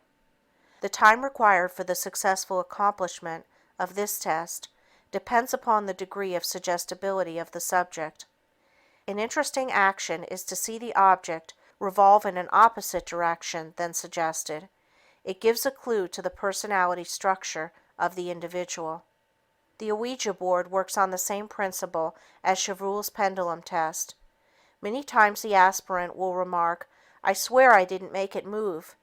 Mentalists find hidden objects in the audience using basically the same approach, combined with clever techniques of distraction. The term given for this is muscle reading. This is the point in question. If the crystal ball, ring, or locket moves without conscious direction, you have successfully influenced your subconscious mind. Self-hypnosis involves the same procedure. The goal is to consciously cause a subconscious reaction. If the experiment does not work with your eyes open, try it with your eyes closed for about 5 minutes. You will be pleasantly surprised with the results. Should you want to prove to yourself that you are suggestible with your eyes open, practice the technique every day for a week or two. The idea of the practice sessions is to reinforce and increase the response of the unconscious movement until you develop proficiency. It follows the laws of the conditioned reflex theory expounded by Dr. Ivan P. Pavlov, the famous Russian psychologist. If after several weeks you should still not be successful, use the role-playing technique. Consciously make the object revolve. After a while, it will move automatically whenever you attempt the experiment. When this happens, you will have proof of your suggestibility. It is highly improbable that you will not be successful. It would be a rare occurrence. By the same systematic efforts, I can assure you that you can achieve self-hypnosis. If you are still not affected favorably, you might consider one of the psychological means of inducing hypnosis. The next chapter will discuss this topic. I would recommend Pavlov's book called Conditioned Reflexes. Pavlov's book will further explain and clarify the concept of the conditioned response mechanism. It covers necessary conditions for the development of conditioned responses, their formulation by means of conditioned and direct stimuli, plus a tremendous amount of material which will help you in your understanding of the significance of the role-playing technique in relationship to learning self-hypnosis. End of Chapter 10. Chapter 11. Psychological aids and their function. Psychological or mechanical aids are used to help put the subject in a state of hypnosis. The use of the aids helps increase the suggestibility of the subject toward hypnosis. The two most widely used hypnotic aids are the crystal ball and chain and the 12-inch hypnodisc. One reason is that these two items have no other use or function outside of the area of hypnosis. Therefore, when the hypnotist proceeds to use one of these hypnotic devices, it must follow that a certain mental set, readiness, or receptivity must follow as a result of its introduction into the hypnotic setting. If the subject is uneasy about the hypnotic setting or his response, the introduction of the hypnotic aid can mobilize the subject's defenses, which may be on a conscious or unconscious level. Generally, the mental set which follows helps augment whatever hypnotic suggestions are given. Certainly the same mental set would not follow if the hypnotist used a paperclip as a means of helping with the induction of hypnosis. It would only start the subject wondering about the relationship of the paperclip to hypnosis. It obviously isn't in keeping with what the subject expects. It is important to utilize the subject's expectation as to what he believes takes place in the setting, as long as this expectation does not hinder the induction of hypnosis. The mere act of turning down the lights or drawing the curtains before the hypnotist begins to work with the subject is a nonverbal suggestion which can be considered as a psychological aid. The subject knows that the hypnotist is ready to begin at this point. Actually, it isn't necessary to darken the room at any time to induce hypnosis. Doesn't the stage hypnotist work with glaring lights? The room is darkened, and I might add that I use this procedure myself, mainly for the psychological effect. If I feel that this procedure might cause anxiety, I proceed with the room undarkened. In discussing psychological aids, it is agreed that we are primarily interested in seeing the subject feel better or achieve whatever goals he seeks through the intelligent application of hypnosis. If a hypnotic aid will help the subject achieve hypnosis, we can concur it is justified. it is not to be considered a subterfuge.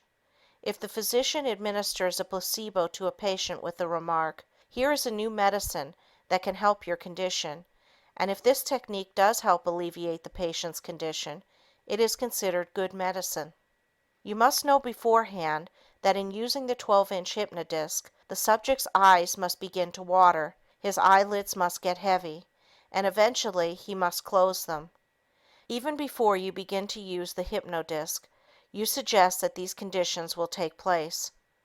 During the induction of hypnosis, as these reactions are noted by the subject, a favorable psychological attitude automatically develops, which in turn helps further suggestions.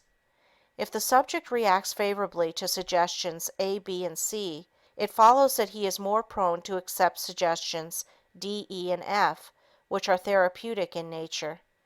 The subject can better relate to the latter suggestions when he has seen proof of his initial suggestibility. This approach works better than beginning immediately with the latter suggestions. The buildup of suggestions convinces the subject he is in a heightened state of suggestibility and can benefit from the therapeutic suggestions of the hypnotist or his own. Perhaps this needed assurance is so helpful because it eliminates the anxiety of the subject concerning his suggestibility. He seeks and needs the satisfaction of knowing he has attained the prerequisites necessary before any therapeutic program can benefit him. The subject's prerequisites need not be actually related to the hypnotic process per se, but merely match his preconceived ideas about what is necessary. Let me give you an example. Many subjects feel that they must experience amnesia before they can benefit from hypnotic suggestions. This premise is inaccurate, since favorable and lasting results can be achieved in any degree of hypnosis, depending, of course, on the nature of the problem. Let me relate several interesting occurrences that take place every so often in my own practice as a professional hypnotist. A subject who is responding well to hypnosis, but not to the point of amnesia, insists that he will not benefit until he is knocked out and doesn't remember what happened. Trying to convince him otherwise proves fatal. He just refuses to accept whatever explanation you give him. My own method is not to insist that the subject is wrong, but somehow to use his misconception in a constructive manner. After getting him into the cataleptic state, I suggest that I am going to stop talking for 5 minutes, during which time he is to mentally repeat "sleep" as he slowly and deeply inhales, and "deep sleep" as he slowly exhales. At the end of this time, he'll be in a very deep hypnotic state. Instead of remaining quiet for 5 minutes, I take 10 minutes. I then begin to whisper suggestions to the subject to determine if he is still under hypnosis or asleep. If he is asleep, I let him remain asleep for a still longer period of time, after which interval I awaken him. I ask him if he remembers what I said to him during the time he was deeply hypnotized. If he says no, I remark, "Very good." I further point out to him that he has now experienced amnesia and will now make rapid strides. The subject, on the other hand, is pleased to see that I now agree with him, and in fact, the interesting result is that he does make excellent progress, because his preconceived requirements have been met. It should be pointed out that I keep working with the subject until such a time that he falls asleep. The transition from hypnosis to sleep is normal. It is easy for the subject to fall asleep because he is so relaxed.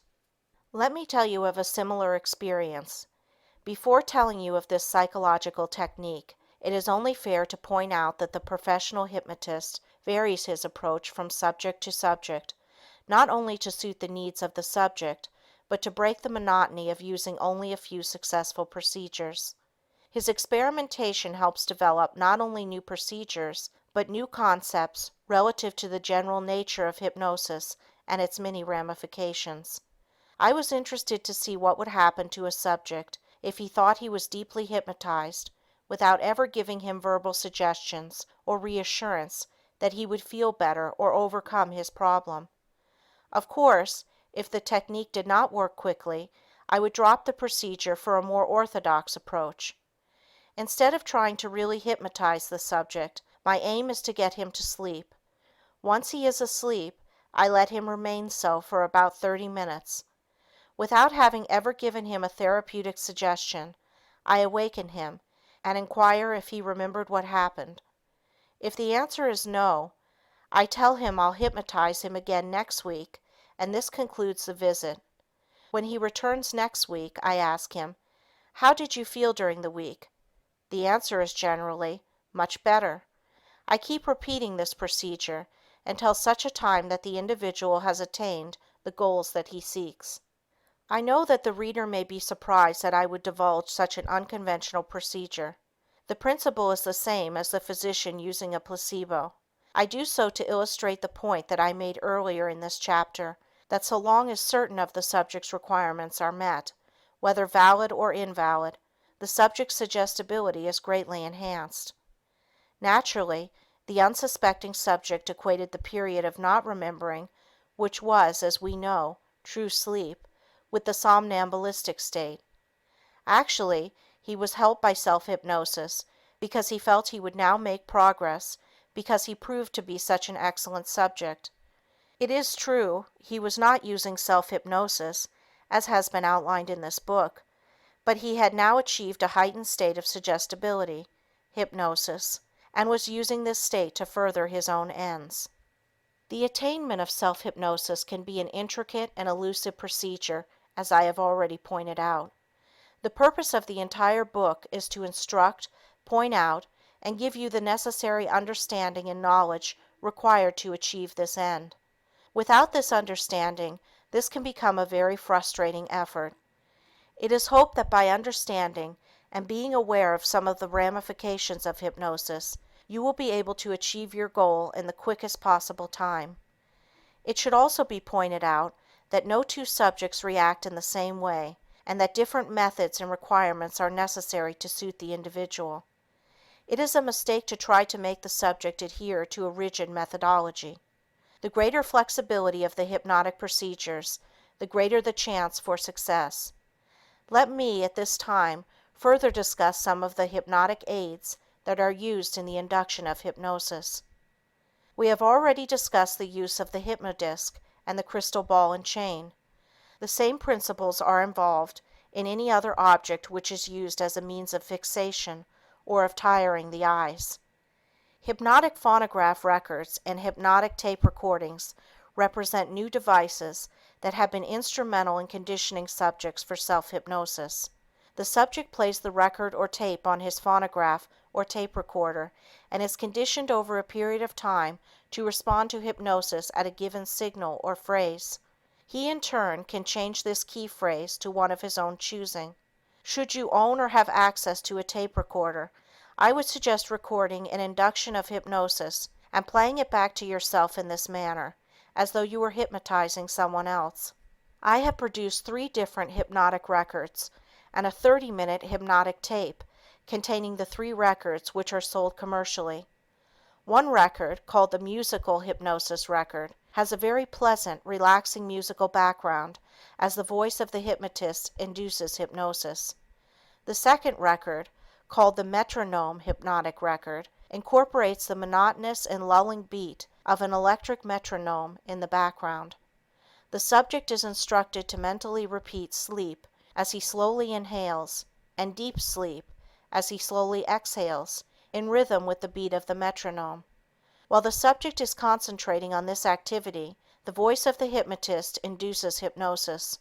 The third record, called Self-Hypnosis, record number 3, contains only the voice of the hypnotist inducing hypnosis. It features a unique approach and technique.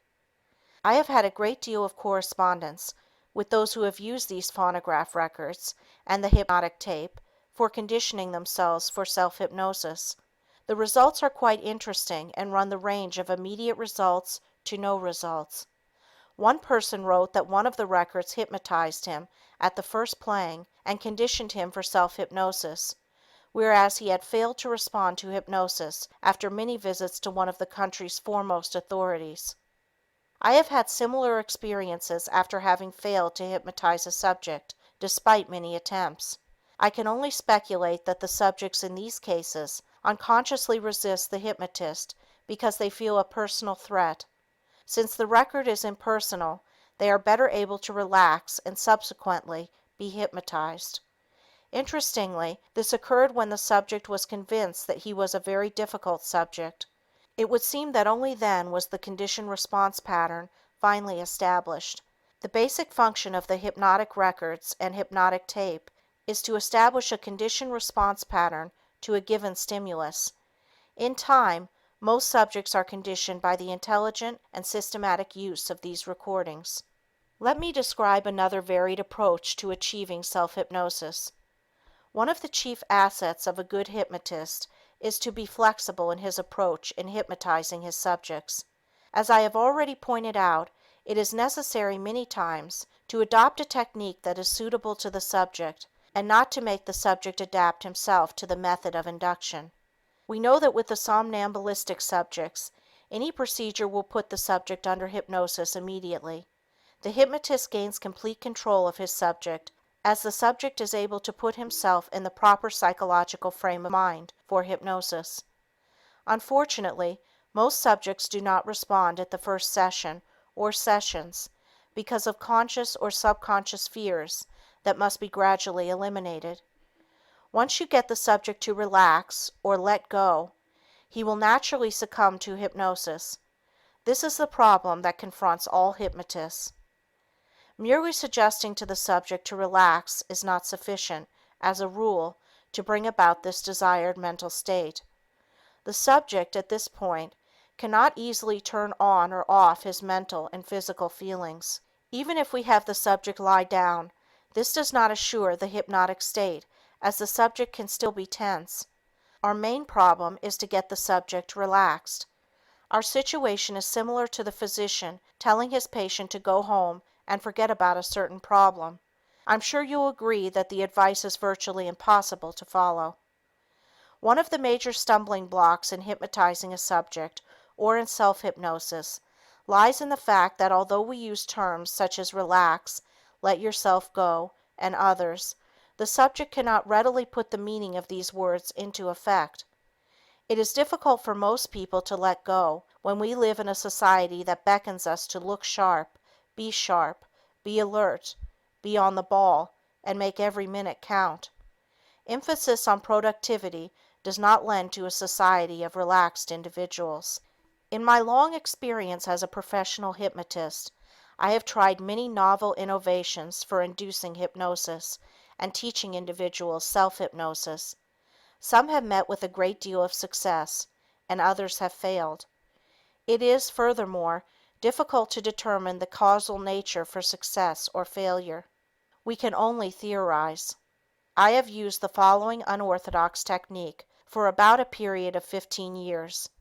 Exceptionally good results have been attained with it, although it must be admitted that it is not infallible.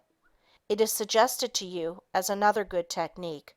In order to help the subject relax, I have been using a phonograph record or tape that I recorded containing the continuous sound of various degrees of rain. One side has a half hour of very soft, light rainfall, such as you have experienced in listening to rain falling on grass, canvas, or a tent top. The other side or track contains a half hour of rain effects, such as one would hear in a heavy downfall with loud splatterings of water on the pavement. The record and tape were originally designed to help insomnia sufferers and later incorporated into the hypnotic procedure.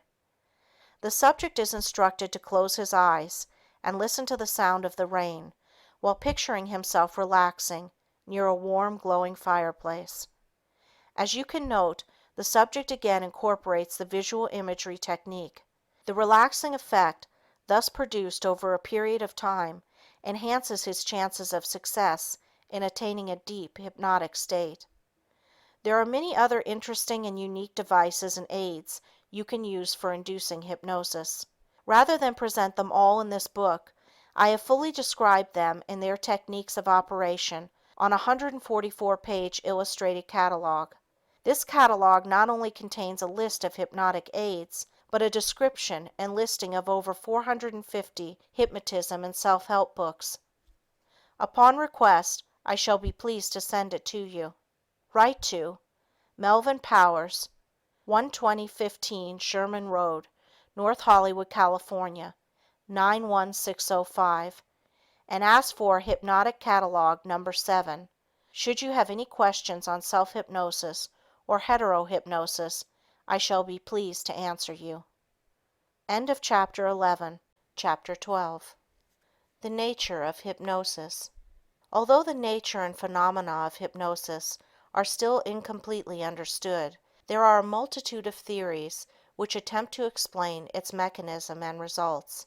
The most that can be done at this time is to explore various views which are held by leading authorities at present. It can be said, however, that a majority of authorities agree that hypnosis ensues as a result of natural laws which have been incorporated in the human organism since the beginning of man as he is today.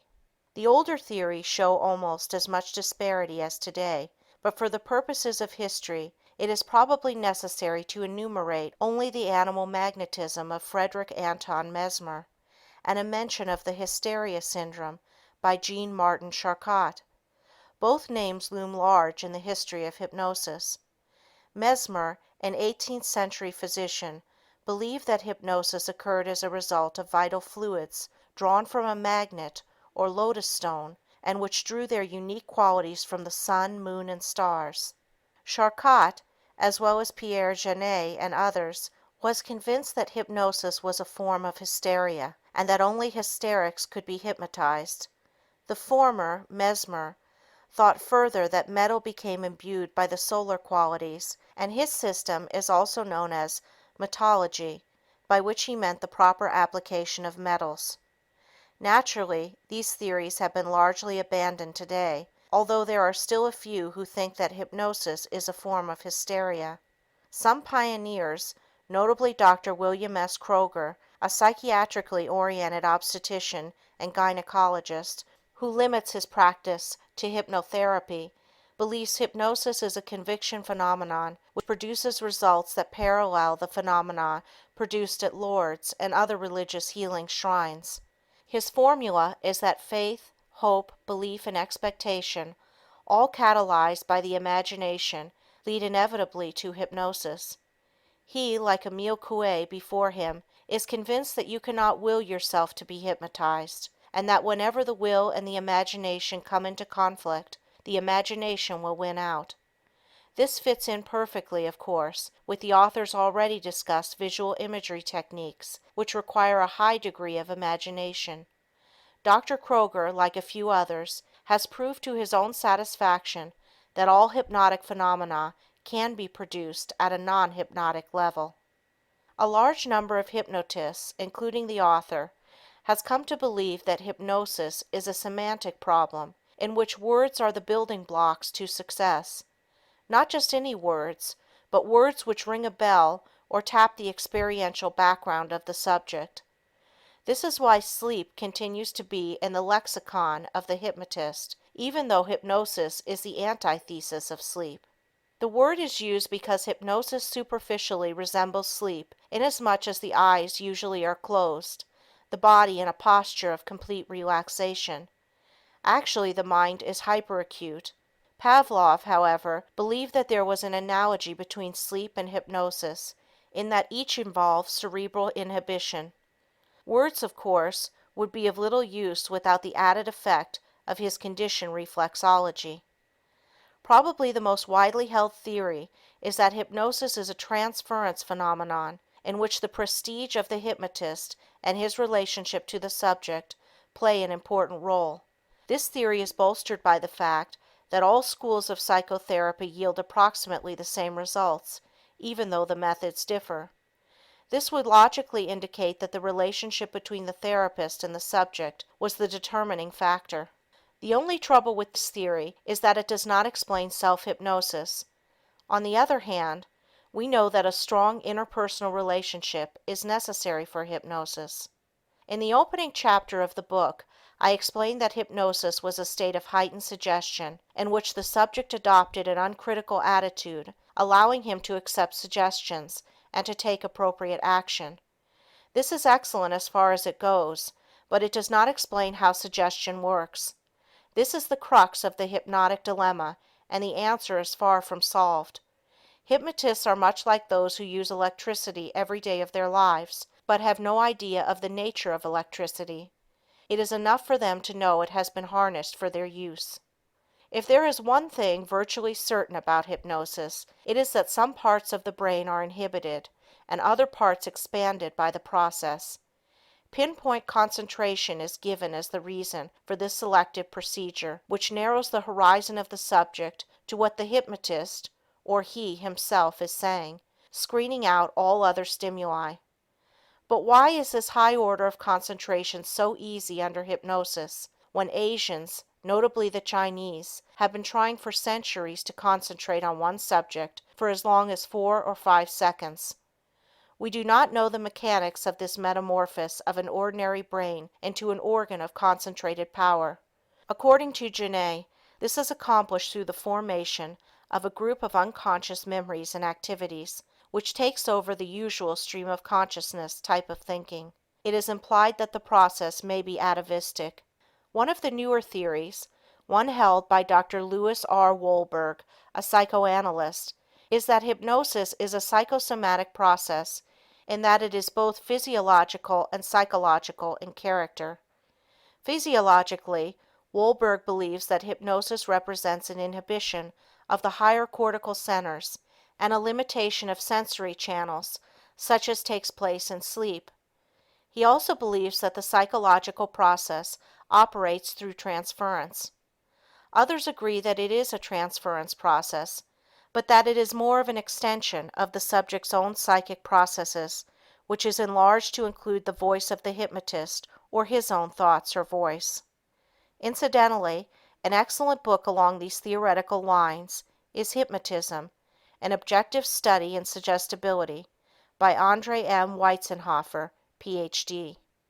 The newest theory in the field is of particular interest to those reading this book, inasmuch as it postulates that all hypnosis is self-hypnosis, that the patient always hypnotizes himself, and that it is a wise hypnotist who knows who is hypnotizing whom. This is a logical conclusion, and it disperses any ideas that hypnotic patients become dependent on their therapists. Actually, hypnotists today always teach their subjects self-hypnosis so that any chance of dependency is obviated. Milton V. Klein, professor of psychology at Long Island University, postulates that hypnosis is primarily retrogressive. He has written that the organism functions differently on various levels of behavior, regression, and that the behavior breaks down into component parts. The theory that regression can spotlight personality disorders found in more infantile states is also widely held. He is also a proponent of the idea that hypnosis is an abnormal manifestation of a normal process, an opinion he shares with many. Dr. Klein thinks that retrogression and regression alter perceptions and feelings, and in the case of the latter, causes us to go backward in time to a point where re-education may be employed. This is a legitimate use of regression, although it is not used so much these days to uncover past traumatic incidents. Actually, regression, by duplicating the exact earlier age, manner of speech and thought, etc., makes us once more as little children, a condition to be desired for certain forms of therapy. An atavistic theory, held to some extent by Dr. Jerome N. Schneck, Clinical Associate Professor of Psychiatry, State University of New York College of Medicine, is that hypnosis should be equated with states of immobilization on the basis of his observation that some subjects equate hypnosis with death. He suggests that it is comparable to the death feint of animals to avoid danger. Others, primarily Europeans, have pointed out the analogy between the hypnotic state of animals and man. Another widely held theory is that hypnosis is a state of dissociation, meaning that it constitutes a group of unconscious memories and activities which may be dredged up to replace the stream of consciousness. Automatism, of course, is inherently part of this view and is presumed to negate volition. Activity of the cerebrum, which controls the conscious and voluntary system, is rendered non-operational. My own thoughts on the matter are that hypnosis results from, first of all, a good transference; secondly, from a conditioned reflex; thirdly, from the person acting as a hypnotized person, role playing; and fourthly, from a suspension of the critical faculties. Along the last named line, I believe that hypnotic suggestions have an autonomy of their own which supersede all else in the hypnotic situation. There are many more theories I believe are partially correct, but the ones named will do for the purposes of this volume. Incidentally, all the hypnosis theories presented here are equally applicable to self-hypnosis, except where, as in transference, it is obvious a therapist is needed. In conclusion, the author would like to take issue with those who believe that it is the monotonous intonations of the therapist that cause the subject to lapse from the deeply relaxed state into true sleep. I have observed many times, by comparing verbalization with silence, that the former gives the subject's mind a focal point of attention which prevents him from entering a deep state where hypnotherapy is impossible. Like the man who cannot sleep because of an active mind, sleep and mere thoughts and suggestions are incompatible, and I believe, once a hypnotic state has been attained, that the subject is kept awake unless definite sleep suggestions are given by the therapist's series of suggestions.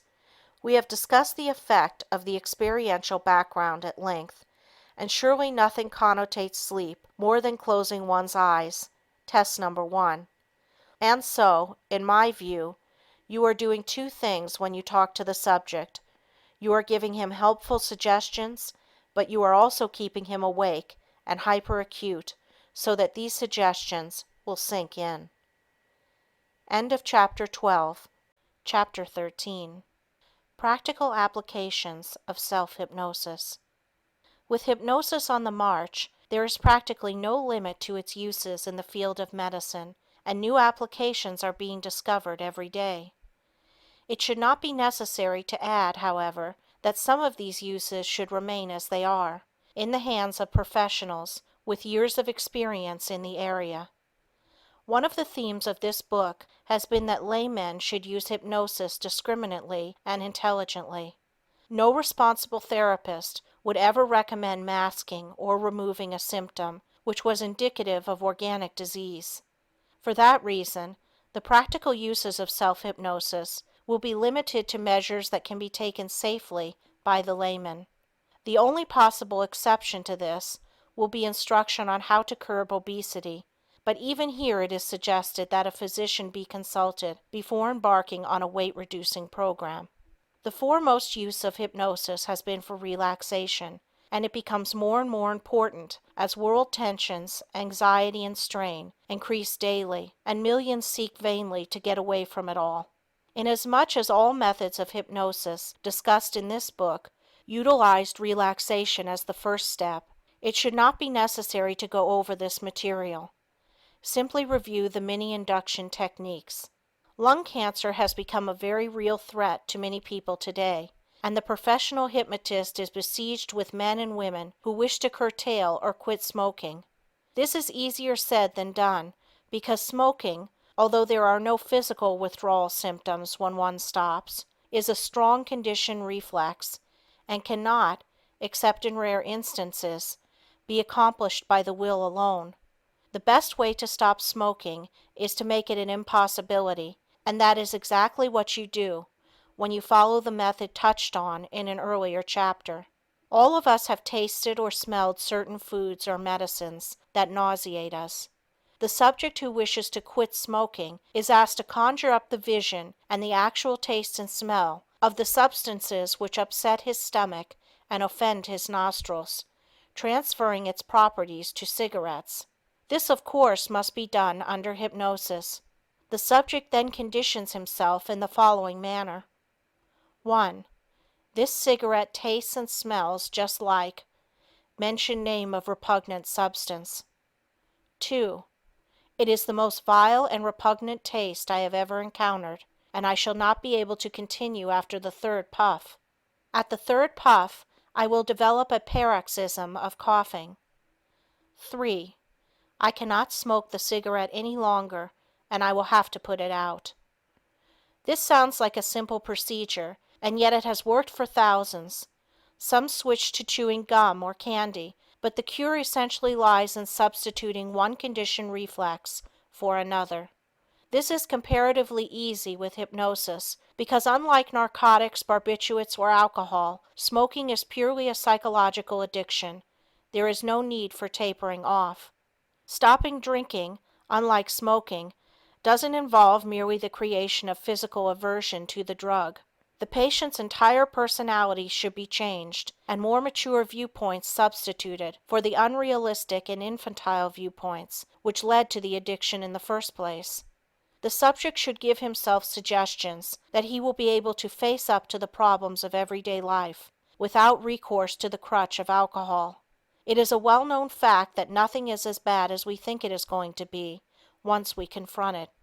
One of the strange aspects of drinking is that it is actually a form of self-hypnosis, and the cure lies in substituting a new viewpoint for the old. This fact can be demonstrated by the fact that drinking is begun in the first place so that the individual can be one of the boys, or because it is the thing to do. Those who do not drink, at least as a social lubricant, according to this code, are squares. Because of this, self-hypnosis must be directed toward reorienting one's sense of values. Sober reflection should convince anyone that the truly intelligent person does not drink to excess. Nail biting is an unsightly habit, one that may even hinder one's social acceptance. The help lies in a therapeutic approach similar to that for cigarettes. It is not hard to predict that many of those reading these pages are suffering from overweight. With 30 million Americans in this category, it has become one of the nation's chief health problems, and it is the predisposing factor in many other diseases, such as heart trouble, diabetes, hypertension, and atherosclerosis. If you are overweight, it is well to remember that, unless you are 1 in a million, you cannot blame your glands. The plain truth is that you eat too much. We know today that overeating for some is an emotional problem, stemming from feelings of rejection and insecurity. Individuals who feel unloved, whether this is truly the case or not, make up for this lack to themselves by stuffing in large quantities of food. It would even appear that these people are masochistic, making themselves even more unloved by their gross gastronomical habits. A big factor in overweight in women is raiding the refrigerator while doing their housework. Many of them do this so unconsciously that they swear they eat less than most people. There are a number of appetite-curbing drugs on the market today, but they should not be necessary for anyone who has acquired self-hypnosis. If you have learned to visualize yourself, visual imagery, in different situations, you will have no trouble in picturing yourself having a slim, attractive figure, exactly as you were when you felt you looked your best. Keep this figure ever in mind and use it along with conditioning yourself against certain fatty and starchy foods. A trick used by some hypnotherapists is to have the subject purchase a dress or suit several sizes too small, and then work toward being able to wear it. This actually has worked in many cases because it adds the element of competitiveness to the procedure. Not all people overeat because of emotional problems. Some come from families where licking the platter clean was the rule because food was scarce. Others come from rich families where overeating by the parents established a habit pattern in the children.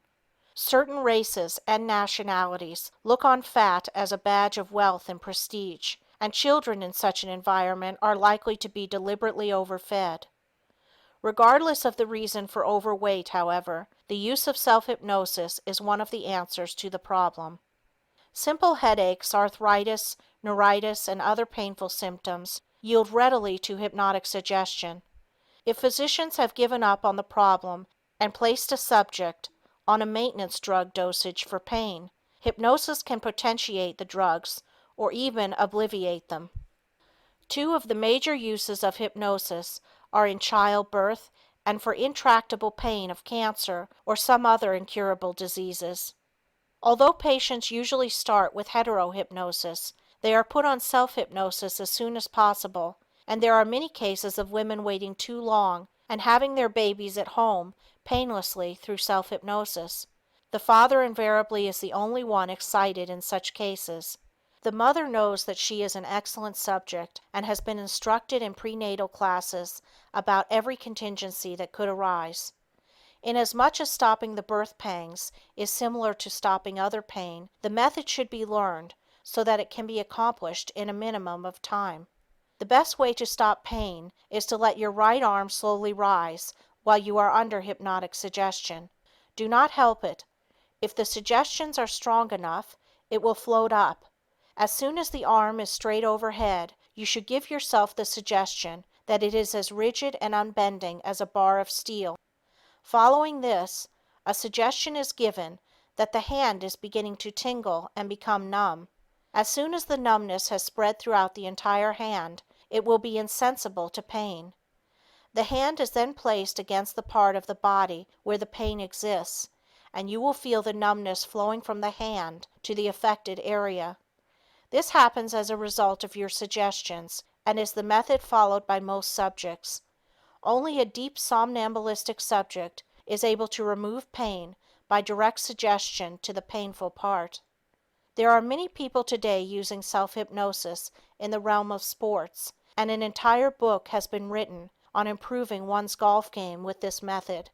It is called How You Can Play Better Golf Using Self-Hypnosis by Jack Heiss, Wilshire Book Company, publishers.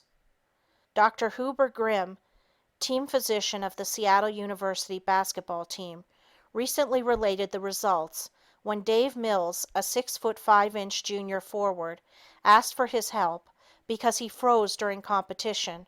He had been benched on the eve of the West Coast Athletic Conference tournament in San Francisco.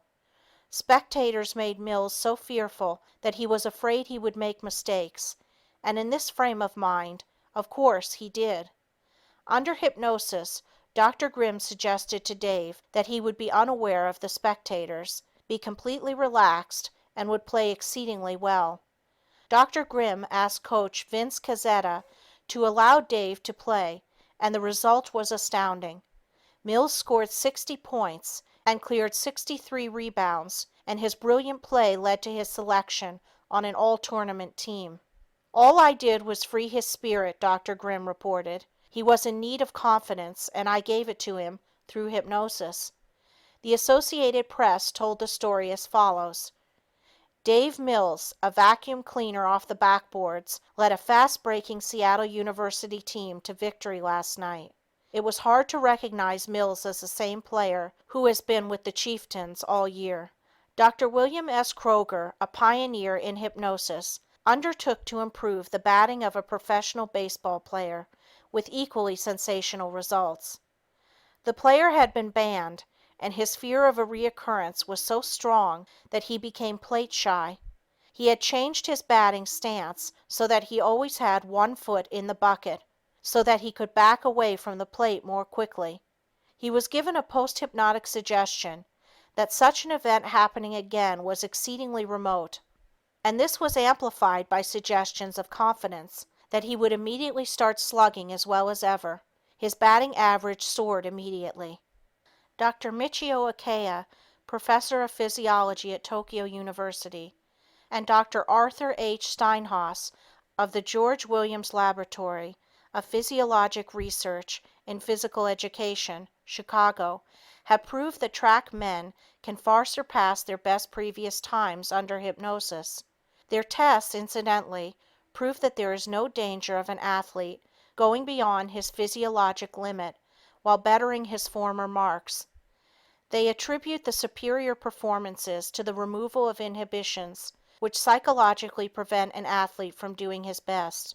This report was made before the International Congress on Health and Fitness in the Modern World, held in Rome during the last Olympic Games.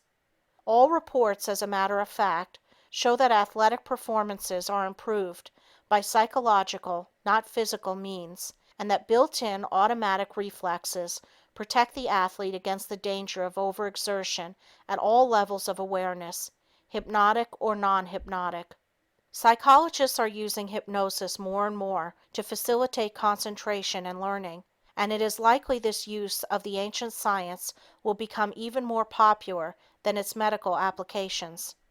The reason one learns so quickly under hypnosis is because of time distortion, which allows you to obtain the equivalent of many hours of study in a relatively short length of time.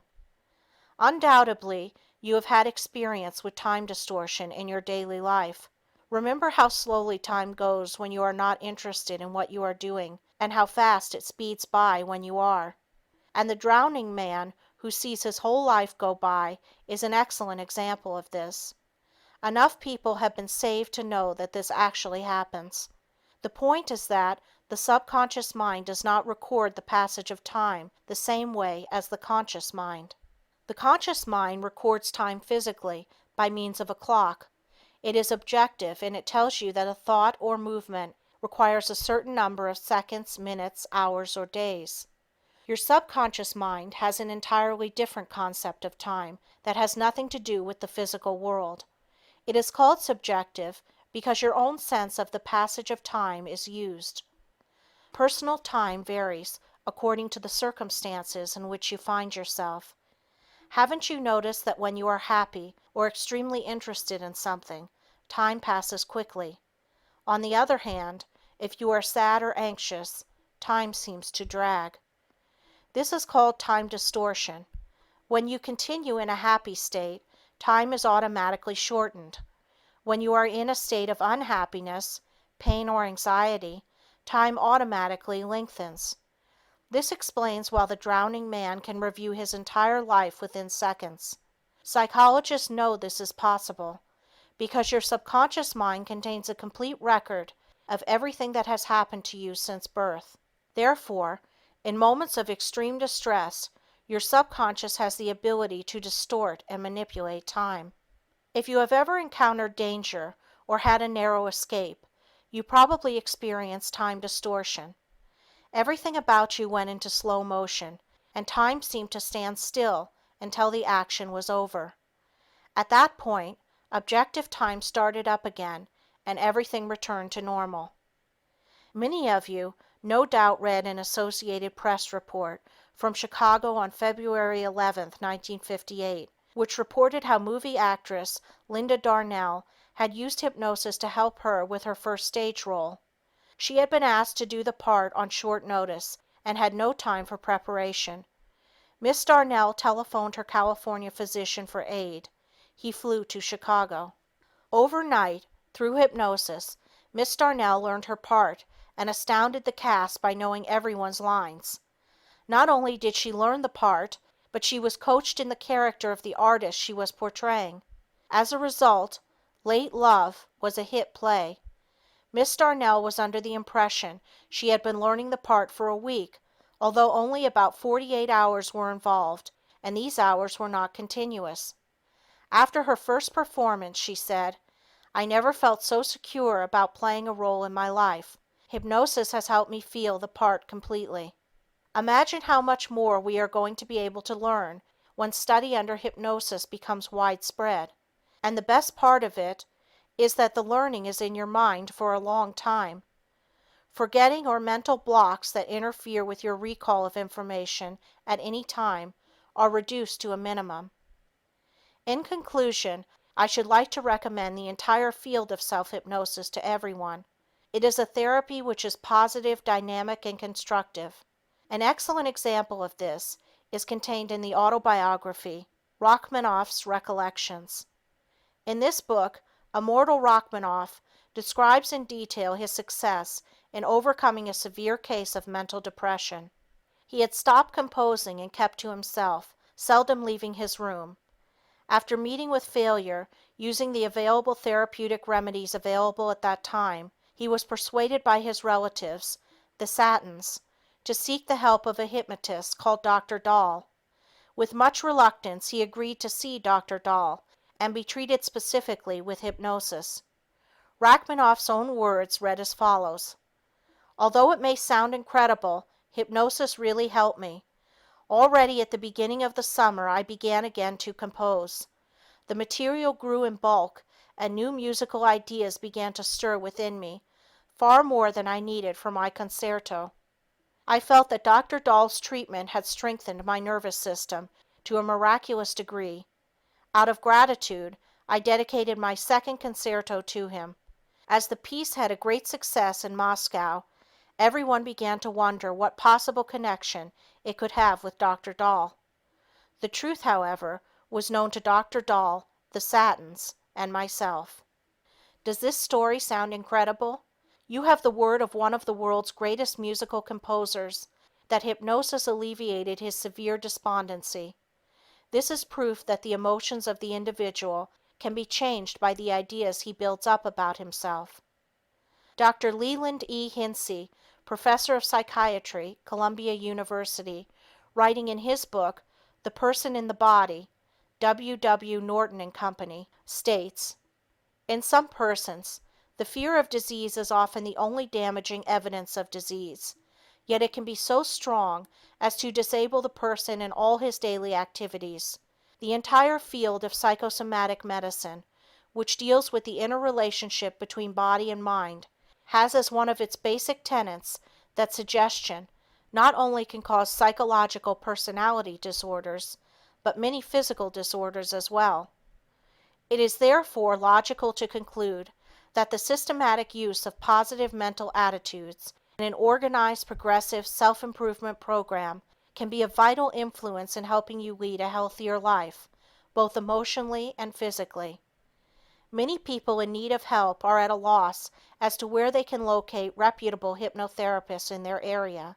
You may consult your family physician, county medical society, or mental hygiene society. The chairman of the psychology department at your nearest college or university would usually have this information. I maintain a file of over 4,000 doctors located all over the world who practice hypnosis and would be pleased to refer you to doctors located in your locality.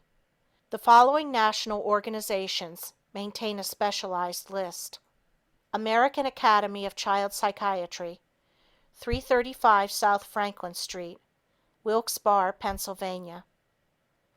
American Academy of Psychoanalysis, 750 Park Avenue, New York 21, New York.